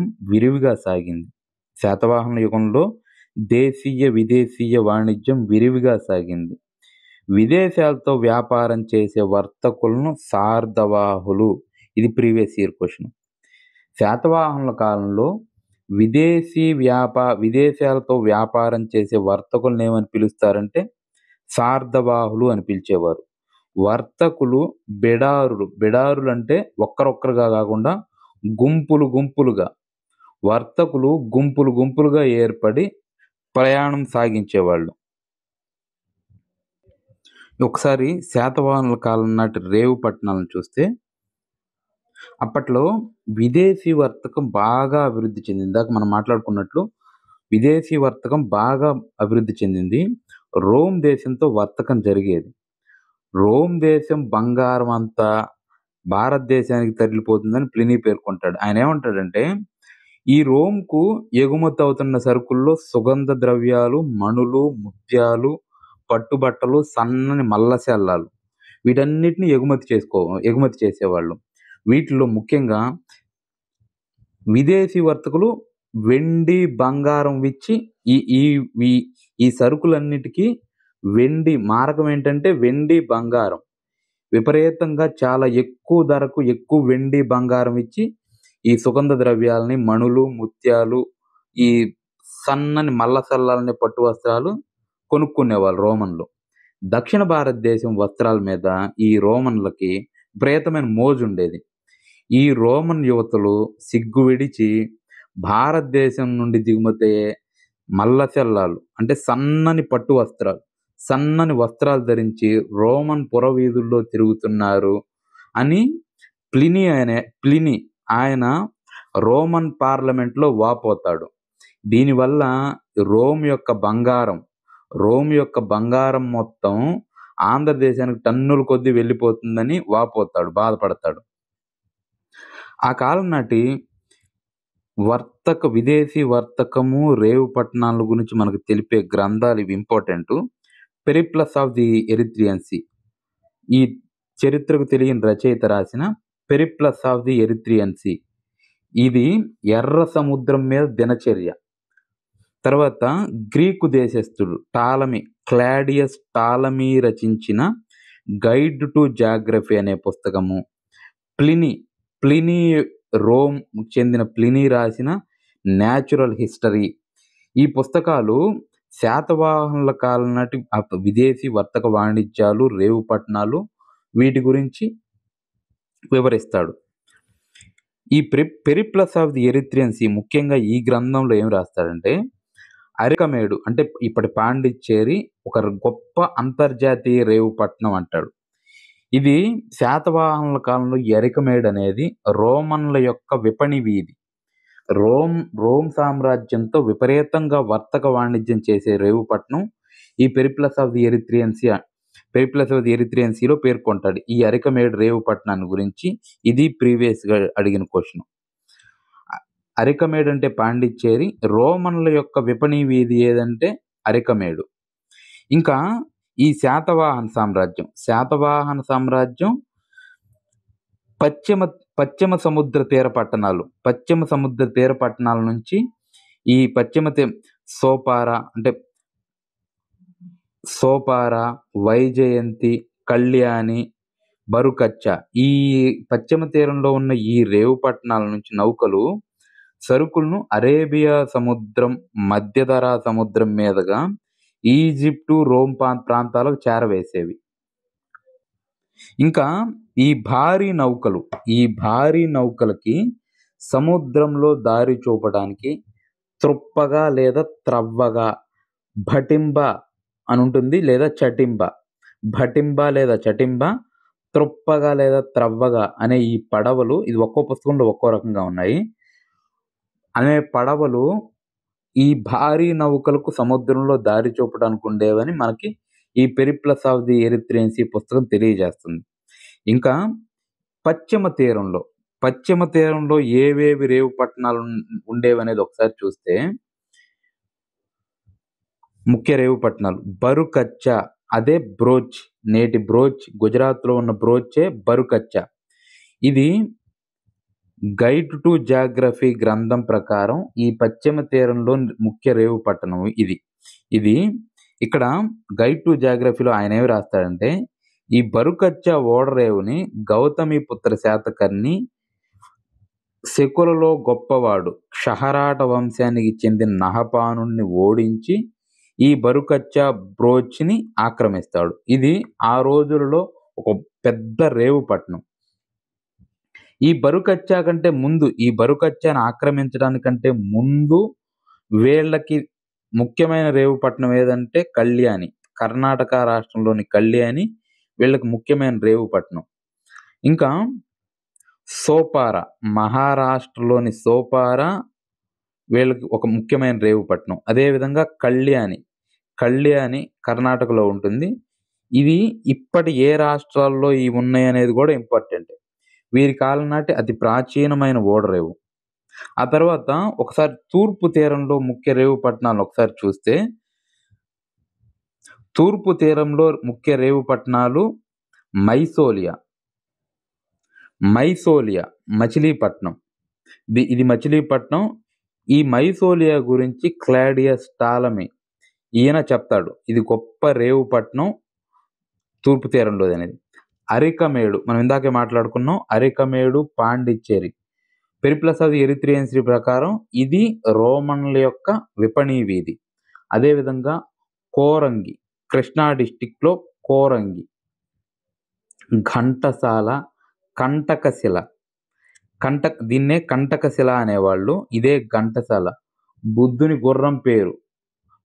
గుర్రం పేరు మీద కంటకశిల ఘంటసాలగా మారింది ఇది.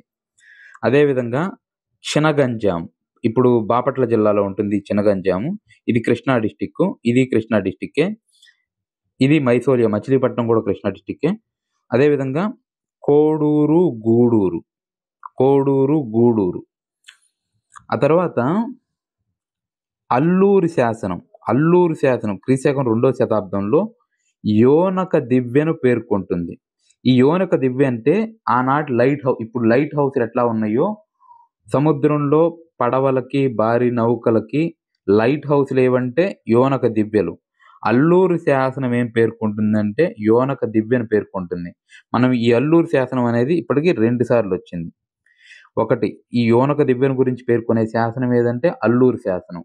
అదేవిధంగా ఆహ్, బౌద్ధ విహారానికి చెందిన బౌద్ధ భిక్షువులు ఎడ్ల బండిని దానంగా స్వీకరించి వాటిని వర్తకులకు అద్దెకిచ్చేవారని తెలిపే శాసనం ఏదంటే అల్లూరు శాసనం.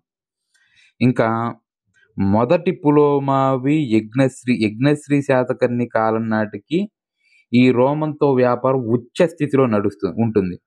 ఈయన ఈ మొదటి పులోమావి యజ్ఞశ్రీ శాతకర్ణి వీళ్ళేం చేస్తారంటే ఓడా తెరచాప బొమ్మ గల నాణేలని వేయిస్తారు.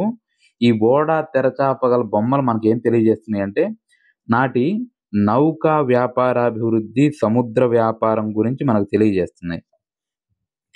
ఇక్కడ ఇంకొక ఇంపార్టెంట్ క్వెషన్ చూడండి. ఘంటసాల, గుంటుపల్లి శాసనాలు. మహానావికుల గురించి తెలియజేసే శాసనాలు ఏంటి అంటే మహానావికులంటే గజ ఈతగాళ్ళు. వాళ్ళ గురించి తెలియజేసే శాసనాలు ఏవంటే ఘంటసాల, గుంటుపల్లి శాసనాలు. మహానావికుల గురించి తెలియజేస్తున్నాయి. ఇది ప్రీవియస్ ఇయర్ క్వెషన్. ఇది మహానావికుల గురించి తెలియజేసే శాసనాలు శాతవాహన కాలంలో ఏవంటే ఘంటసాల, గుంటుపల్లి శాసనాలు. ఆ కాలం నాటి ఆంధ్రప్రదేశ్ అప్పుడు ప్రధాన వర్తక కేంద్రాలు అనేది ఒకసారి చూస్తే గూడూరు, కోడూరు ఇది సన్న బట్టలకు ప్రసిద్ధి. గుంటుపల్లి ఇనుము, రాగి, వినుకొండలో లోహ పరిశ్రమ, పల్నాడులో వజ్ర పరిశ్రమ. అదేవిధంగా ప్రతిష్టాన్ ఇప్పుడు మహారాష్ట్ర ప్రతిష్టాన్‌లో తగరము, జౌళి పరిశ్రమ. విదిశ దంతాలు, బట్టలు. ఇంకా ఆ కాలం నాటి నాణేల విషయానికొస్తే మామూలుగా అంతకుముందు వ్యాపారం నిరాటంకంగా సాగడానికి రవాణా సౌకర్యాలు అవసరం. అదేవిధంగా ద్రవ్యం కూడా అవసరం. అయితే శాతవాహనుల కాలంలో వ్యాపారం వర్తక శ్రేణుల ఆధీనంలో ఉంది. ఈ ఆధీనంలో ఉంది. వర్తకంలో అయితే ఆ టయానికి ఎక్కువగా బార్టర్ సిస్టమ్ ఫాలో అయ్యేవాళ్ళు. బార్టర్ సిస్టమ్ అంటే వస్తు మార్పిడి పద్ధతిలో ఎక్కువ జరిగేది. అయితే కొంత నాణేల ద్వారా కూడా జరిగేది. ఈ వర్తక సంఘాలే ఆ రోజుల్లో చిహ్న ముద్ర గల నాణేల మీద ఏదో ఒక చిహ్నం వేసి ముద్రించేవాళ్ళు. వాటినే పంచి మార్కుడు కాయిన్స్ అంటారు. వీటిల్లో ఇంకా శాతవాహనుల నాణేల్లో ఆ టైంలో మౌర్యుల కాలంలోనే ఆంధ్రదేశంలో నాణేలు ముద్రించే అధికారం ఈ వర్తక వ్యాపార సంఘాలకు ఉండేది. అది క్రమక్రమంగా రాజుల కిందకొస్తుంది. అంతకుముందు వర్తక వ్యాపార సంఘాల కింద ఉన్న నాణేలు ముద్రించే అధికారం క్రమక్రమంగా రాజులు హస్తగతం చేసుకుంటారు. ఇక్కడ కూడా మనకు చిహ్న ముద్ర గల నాణేలతో పాటు రాజముద్ర గల నాణేలు కూడా ఇక్కడ దొరికినాయి. ఈ టైంలో కరీంనగర్ కోటిలింగాల దగ్గర కొన్ని నాణేలు దొరికినాయి. ఆ నాణేలు రణగోభద్ర, రణగోస్వామి అని ఆ నాణేల మీద పేర్లున్నాయి. ఇంకా కొంతమంది చరిత్రకారులు దీని గురించి ఏం చెప్తారంటే అసలు భారతదేశంలో మొట్టమొదటగా నాణేలు వేయించింది ఎవరంటే ఈ రణగోభద్ర, రణగోస్వామి అని కొంతమంది చరిత్రకారులు చెప్తారు. ఈ రణగోభద్ర, రణగోస్వామి ఇప్పుడు పాత కరీంనగర్ జిల్లా, ఇప్పుడు జగిత్యాల జిల్లా.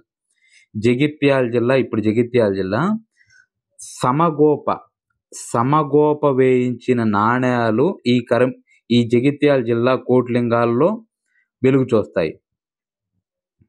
ఇంకా ఆ కాలంలో నాణేలను ఎక్కువగా సీసము, వెండి, రాగి, ప్రోటీన్ అంటే మిశ్రమ నాణేలు, బంగారం తక్కువ. శాతవాహన కాలంలో ఎక్కువగా ఏ నాణేలంటే వెండి నాణేలు. ఎక్కువ ఉన్న నాణేలు వెండి నాణేలు. ఈ పోటీన్ నాణేలు కూడా ఉండేవి. ఈ పోటీన్ అంటే సీసము, రాగి, తగరం కలిపిన మిశ్రమం. ఇట్లా నాణేలను ముద్రించేవాళ్ళు. బంగారు నాణేలని సువర్ణాలనేవాళ్ళు. వెండి నాణేలని కర్షాపణాలు అనేవాళ్ళు. ఒక సువర్ణం 35 కర్షపణాలతో సమానమని నాటి ఇది ఏ శాసనంలో పేరు తెలుస్తుందంటే శక-వృషభదత్తుని శాసనం. అది ఏ శాసనం అది చెప్పలేదు. శక-వృషభదత్తుని శాసనం వలన తెలుస్తుంది. శాతవాహనుల నాణేల మీద పేర్లు ఇది ప్రీవియస్ ఇయర్ క్వశ్చన్. నాణేల మీద పేర్లు బ్రహ్మీ లిపి, ప్రాకృత భాష. కొన్ని నాణేలు దేశీ భాషలో కూడా వేస్తారు. అయితే ఇక్కడ గుర్తుపెట్టుకోవాల్సినవి ఏంటి అంటే వీళ్ళ నాణేల మీద కొన్ని గుర్తులుంటాయి. ఆ గుర్తులు అనేది ఇంపార్టెంట్ మనకి. చైత్యము, విల్లు, సింహాసనము, ఏనుగు, గుర్రం ఈ బొమ్మలతోటి ఈ నాణేలను ముద్రించేవాళ్ళు. ఈ బొమ్మలు కూడా ఇంపార్టెంటేను. ఏ బొమ్మల్ని వాడారనేది ఇంపార్టెంటు. ఆ తర్వాత ఇంకా మొదటి శాతకర్ణి ఉజ్జయినిని జయించినందువల్ల ఆ ఉజ్జయిని పట్టణ తోరణ గుర్తుతో నాణేలు ముద్రిస్తాడు. ఉజ్జయిని పట్టణ తోరణ గుర్తుతో నాణేలు ముద్రించిన మొదటి వారెవరంటే మొదటి శాతకర్ణి. ఇంకా ఈ యజ్ఞశ్రీ శాతకర్ణి, రెండవ పులోమావి ఈ రాజులు ఏం చేస్తారంటే నౌకా ముద్ర చిహ్నం గల నాణేలను ముద్రించింది ఈ యజ్ఞశ్రీ శాతకర్ణి, రెండవ పులోమావి. ఇంకా ఈ శాతవాహనుల కాలం నాటికి రోమన్ నాణేలు ఏంటి అంటే దీనార మూషకాలు శాతవాహనుల కాలం నాటి రోమన్ నాణేలు. గ్రీకు రచయిత పేర్కొన్న భటిండ్రా నగరం ఏదంటే అదే మచిలీపట్నం. ఒక గ్రీకు రచయిత భటిండ్రా నగరం అంటాడు. దాన్ని మచిలీపట్నంగా గుర్తించాం. ఇంకా సాంఘిక పరిస్థితులకు వస్తే ఈ సాంఘిక పరిస్థితుల నుంచి ఒక క్వశ్చన్ వస్తుంది ప్రతిసారి. చూస్తే శాతవాహనుల యుగంలో ప్రజల్లో అధిక సంఖ్యాకులు గ్రామాల్లో, ఎక్కడైనా శాతవాహన రాజ్యమైనా ఏ రాజ్యమైనా పాత రోజుల్లో ఎక్కువ మంది గ్రామాల్లో నివసించేవాళ్ళు. అయితే పరిశ్రమలు ఆ కాలంలో విదేశీ వర్తక వాణిజ్యం బాగా పెరగడం వల్ల, పరిశ్రమలు బాగా ఎక్కువగా రావడం వల్ల అనేక నగరాలు వెలిశాయి. ఈ నగరాలు ఏమిటి అనేది మనం ఇందాక చూసాము. ఈ పల్లెలు, పట్టణాలు శాశ్వతమైన నీటి వనరులు ఉన్న సమీపంలోనే నిర్మించుకునేవాళ్ళు. ఇప్పుడైనా చేసేది అదే. మెయిన్ నగరాలు ఎక్కడైనా ఎప్పుడు డెవలప్ అయినాయి అంటే ఎక్కడైతే నీటి వనరులు ఉంటాయో అక్కడే పెద్ద పెద్ద పట్టణాలు, నగరాలు డెవలప్ అయినాయి. పంట పొలాలు, తోటలు గ్రామాల చుట్టూ ఉండేవి. గ్రామం ఇట్లా ఉంటే ఈ చుట్టూ పంట పొలాలు, తోటలు పరివేష్టించి ఉండేవి. నగరాల చుట్టూ ప్రాకారాలు, నగరం ఉంటే నగరం చుట్టూ పెద్ద పెద్ద గోడలు కట్టుకునేవాళ్ళు రక్షణ కోసం. ఇంకా ఇండ్లలో పలు రకాల ఇండ్లున్నట్టు అమరావతి శిల్పాల ద్వారా తెలుస్తుంది. అమరావతి శిల్పాలు చెక్కినప్పుడు కొన్ని రకాల ఇండ్ల బొమ్మలు అవి వేసేవాళ్ళు. ఈ ఇండ్లలో పలు రకాల ఇండ్లు ఉన్నట్లు మనకెక్కడ తెలుస్తుందంటే అమరావతి శిల్పాల ద్వారా తెలుస్తుంది. 2-3 అంతస్తులు ఆ రోజుల్లో కూడా 2 పూరిళ్ళు ఉండేవి, ఒక అంతస్తు భవనం ఉండేది, అదేవిధంగా 2 అంతస్తుల భవనాలు కూడా ఉండేవి. ఇండ్లలో పలు రకాల ఇళ్ళు ఉన్నట్లు అమరావతి శిల్పాల ద్వారా మనకు తెలుస్తుంది. 2-3 అంతస్తుల భవనాలు కూడా ఉండేవి. అయితే సామాన్య ప్రజానీకం, గ్రామాల్లో నివసించే సామాన్య ప్రజానీకం పూరిళ్లలోనే ఉండేవి. మన పాత రోజుల్లో జస్ట్ ఒక 100 ఇయర్స్ బ్యాక్ కూడా ఎక్కువ పూరిళ్ళే ఉండేవి గ్రామాల్లో. గోడల లోతట్టు భాగాలలో ఇతిహాస పురాణ గాథలను చిత్రించుకునేవారు. ఇది మనకెట్లా తెలుస్తుందంటే గాథా సప్తశతి ద్వారా మనకు తెలుస్తుంది. ఇంకా శాతవాహనుల కాలం నాటి సాంఘిక పరిస్థితులను తెలుసుకోవడానికి ముఖ్యమైన ఆధారం ఏదంటే గాథా సప్తశతి సాంఘిక పరిస్థితుల గురించి తెలుసుకోవచ్చు. మనం ఎక్కువ మెజారిటీ విషయాలు గాథా సప్తశతి ద్వారా తెలుస్తున్నాయి. ఈ గాథా సప్తశతి కాకుండా మనకి గుణాఢ్యుడు బృహత్ కథ, వాత్సాయనుడు కామసూత్ర వల్ల కూడా మనకు కొంతవరకు ఇన్ఫర్మేషన్ తెలుస్తుంది. ఇక అప్పట్లో చతుర్వర్ణ వ్యవస్థ ఉండేది. చతుర్వర్ణ వ్యవస్థలో భాగంగా బ్రాహ్మణులు, క్షత్రియులు, వైశ్యులు, శూద్రులనే ప్రధాన వర్గాలు ఈ 4. ఇంకా ఈ కాలంలో ప్రజలు బౌద్ధంలో వర్ణ వ్యవస్థ లేదు, కుల వ్యవస్థ లేదు కాబట్టి బౌద్ధ మతాన్ని సాధారణ ప్రజలు ఎక్కువ మంది స్వీకరించేవారు. ఎక్కువ మంది ఈ బౌద్ధ మతాన్ని పాటించడం వల్ల వర్ణ వ్యవస్థ ఆనాటి సమాజం మీద పెద్దగా ప్రభావం చూపలేదు. అసలు వర్ణ ధర్మాలను, కుల ధర్మాలను అసలు పెద్దగా పాటించినట్లు కూడా ఏం కనిపించదు. ఇంకా బ్రాహ్మణులు కొంతమంది క్షత్రియ ధర్మాన్ని పాటించేవాళ్ళు. దానికి ఉదాహరణే శాతవాహనులు. క్షాత్ర ధర్మాన్ని పాటించాల్సిన క్షత్రియులు కొంతమంది వైశ్య వృత్తిని కూడా అవలంబించారు. ఇంకా బ్రాహ్మణులకు ఆ కాలంలో అత్యున్నత స్థానం కల్పించబడింది. బ్రాహ్మణులకు అత్యున్నత స్థానం కల్పించారు. ఈ బ్రాహ్మణులు వైదిక విద్యలు నేర్చుకొని వైదిక కర్మలు నిర్వహించేవారని మనకు తెలియజేసే శాసనం ఏదంటే నానాఘాట్ శాసనం. ఈ బిట్టు లాస్ట్ టైం అడిగారండి. బ్రాహ్మణులు వైదిక విద్యలను నేర్చుకొని వైదిక కర్మలను నిర్వహించేవారని మనకు తెలియజేస్తున్న శాసనం శాతవాహన కాలం ఏదంటే నానాఘాట్ శాసనం, దేవి నాగానికి వేయించేది. ఇంకా ఈ యుగంలో కుటుంబాలన్నీ ఉమ్మడి కుటుంబాలే. చాలా వరకు ఉమ్మడి కుటుంబ వ్యవస్థ, పితృస్వామిక వ్యవస్థ అమల్లో ఉంది. కుటుంబ సభ్యులందరూ కలిసి దానాలు చేసేవాళ్ళు. కుటుంబ సభ్యులందరూ కలిసి దానాలు చేయటము, తీర్థాటనలు చేయటం, వీటన్నిటి గురించి మనకు తెలియజేస్తున్న శాసనం అమరావతి శాసనం. ఇక్కడ ఈ సాంఘిక వ్యవస్థ గురించి ఒక క్వశ్చన్, ప్రీవియస్ ఇయర్ క్వశ్చన్ 2008లో అడిగిన క్వశ్చన్ ఒకసారి మీకు డైరెక్ట్గా చెప్తాను. శాతవాహనుల కాలం నాటి సామాజిక, ఆర్థిక, మత పరిస్థితుల నేపథ్యంలో ఈ క్రింది వాణిలో సరైనది కాని దానిని గుర్తించండి అని అడిగాడు. ఆప్షన్స్ ఏమి ఇచ్చాడంటే, శాతవాహనులు హిందూ మతాన్ని అనుసరించిన వారి రాణులలో కొందరు మాత్రం బౌద్ధ మతాన్ని పోషించారు. ఫస్ట్ ఆప్షన్ ఇది కరెక్టే. శాతవాహనుల్లో రాజులందరూ హిందూ మతాన్ని అనుసరించారు. కాకపోతే రాణుల్లో ఉదాహరణ గౌతమి బాలాశ్రీ బౌద్ధ మతాన్ని పోషించింది. ఇంకా రెండో ఆప్షన్ చతుర్వర్ణ వ్యవస్థ అమలులో ఉండేది. చతుర్వర్ణ వ్యవస్థ ఇప్పుడే మనం మాట్లాడుకున్నాము. చతుర్వర్ణ వ్యవస్థ అమల్లో ఉంది. 4 వర్గాల వారు ఉన్నారు అప్పుడు. తర్వాత స్త్రీలు తక్కువగా చూడబడ్డారు అని ఇచ్చారు. అది తప్ప ఆప్షన్. స్త్రీలు తక్కువగా చూడబడలేదు. స్త్రీలకు అమితమైన గౌరవం ఇచ్చారు.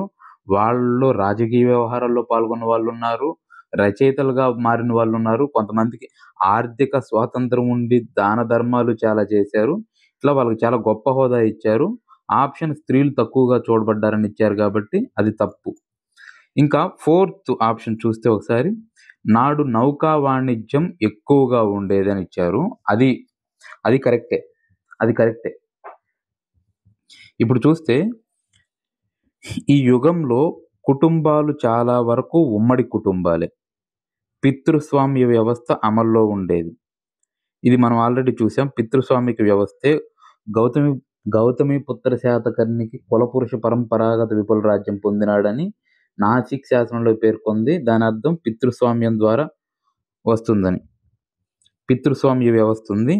కుటుంబ సభ్యులందరూ కలిసి దానాలు చేయటం, తీర్థాటనం చేయటం మొదలైనవి అమరావతి శాసనాల్లో కనిపిస్తున్నాయి.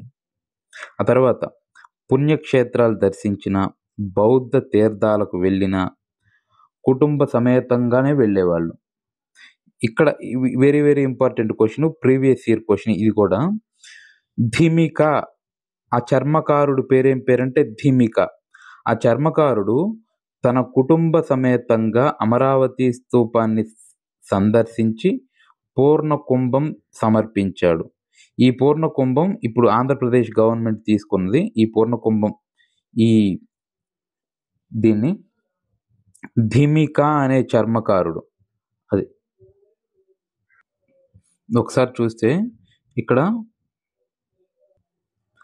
కుల పెద్దలను, ఆ కాలంలో కుల పెద్దలను గహపతులు అంటారు. కుల పెద్దలను గహపతులు అనేవారు. ఇక్కడ నేను పాయింట్లు రాసినప్పుడు కొంత ఏదైతే ఎగ్జామినేషన్ ఓరియంటేషన్‌లో వెరీ ఇంపార్టెంట్ అది అడగడానికి అవకాశం ఉన్న పాయింట్ అనిపించింది. ప్రతి ఒక్కటి రాసానండి. ఈ 4, 5 పుస్తకాలను రిఫర్ చేసి గుర్తుపెట్టుకోవాలి. కుల పెద్దల్ని ఏమంటారంటే ఆ కాలంలో గహపతులు అంటారు.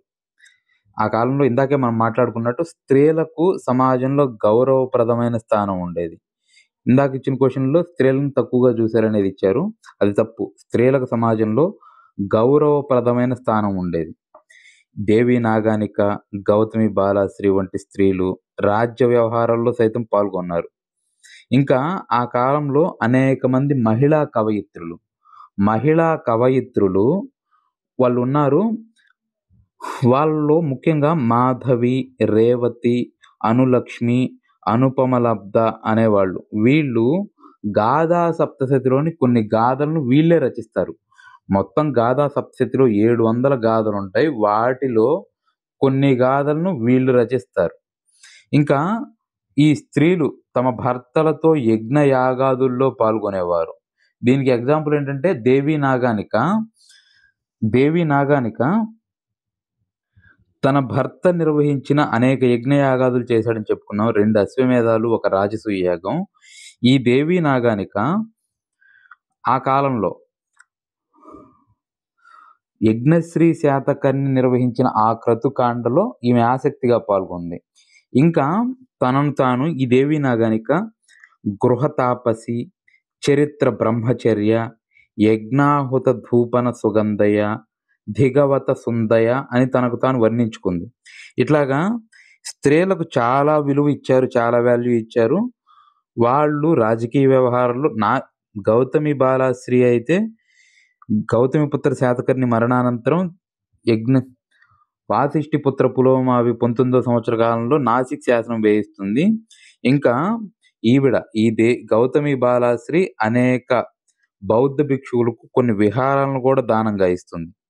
ఇంకా ఈ స్త్రీలకు మత స్వేచ్ఛ కల్పించబడింది. స్త్రీలకు మత స్వేచ్ఛ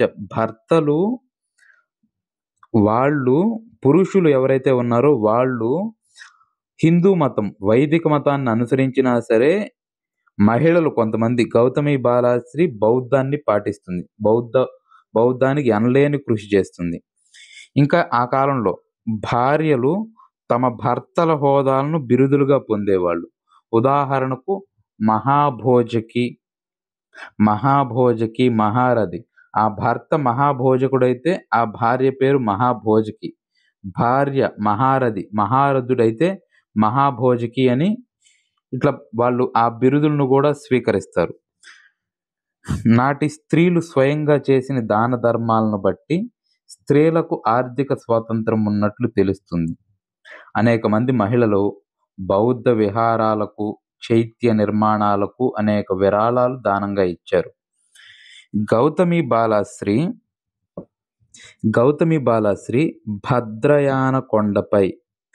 భద్రయాన కొండపై ఉన్న బౌద్ధ విహారానికి నిర్మాణానికి విరాళం ఇచ్చింది.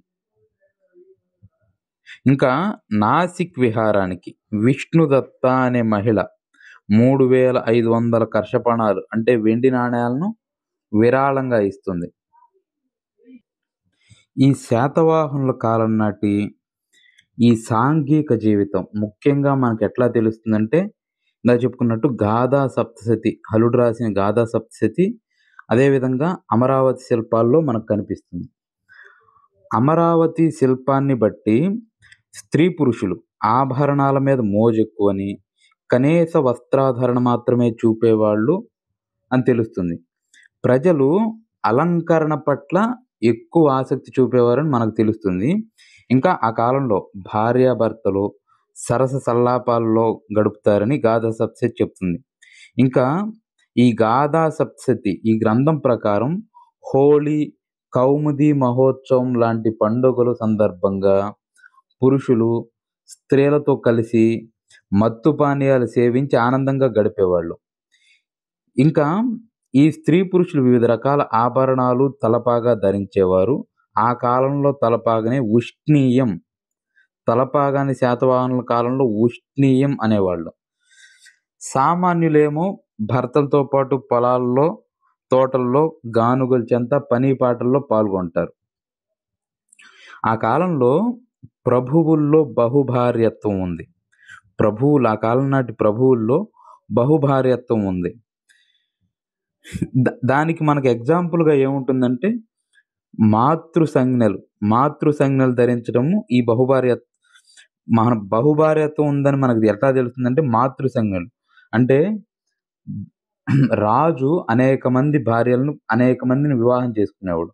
వాళ్ళలో అతని తదనంతరం అతని కుమారుడు ఒకడు రాజు అవుతాడు. ఆ రాజు ఈ పలానా మహిళకు పుట్టాడని చెప్పి ఆ మహిళ పేరు తన పేరుకు ముందు జోడించుకునేవాడు.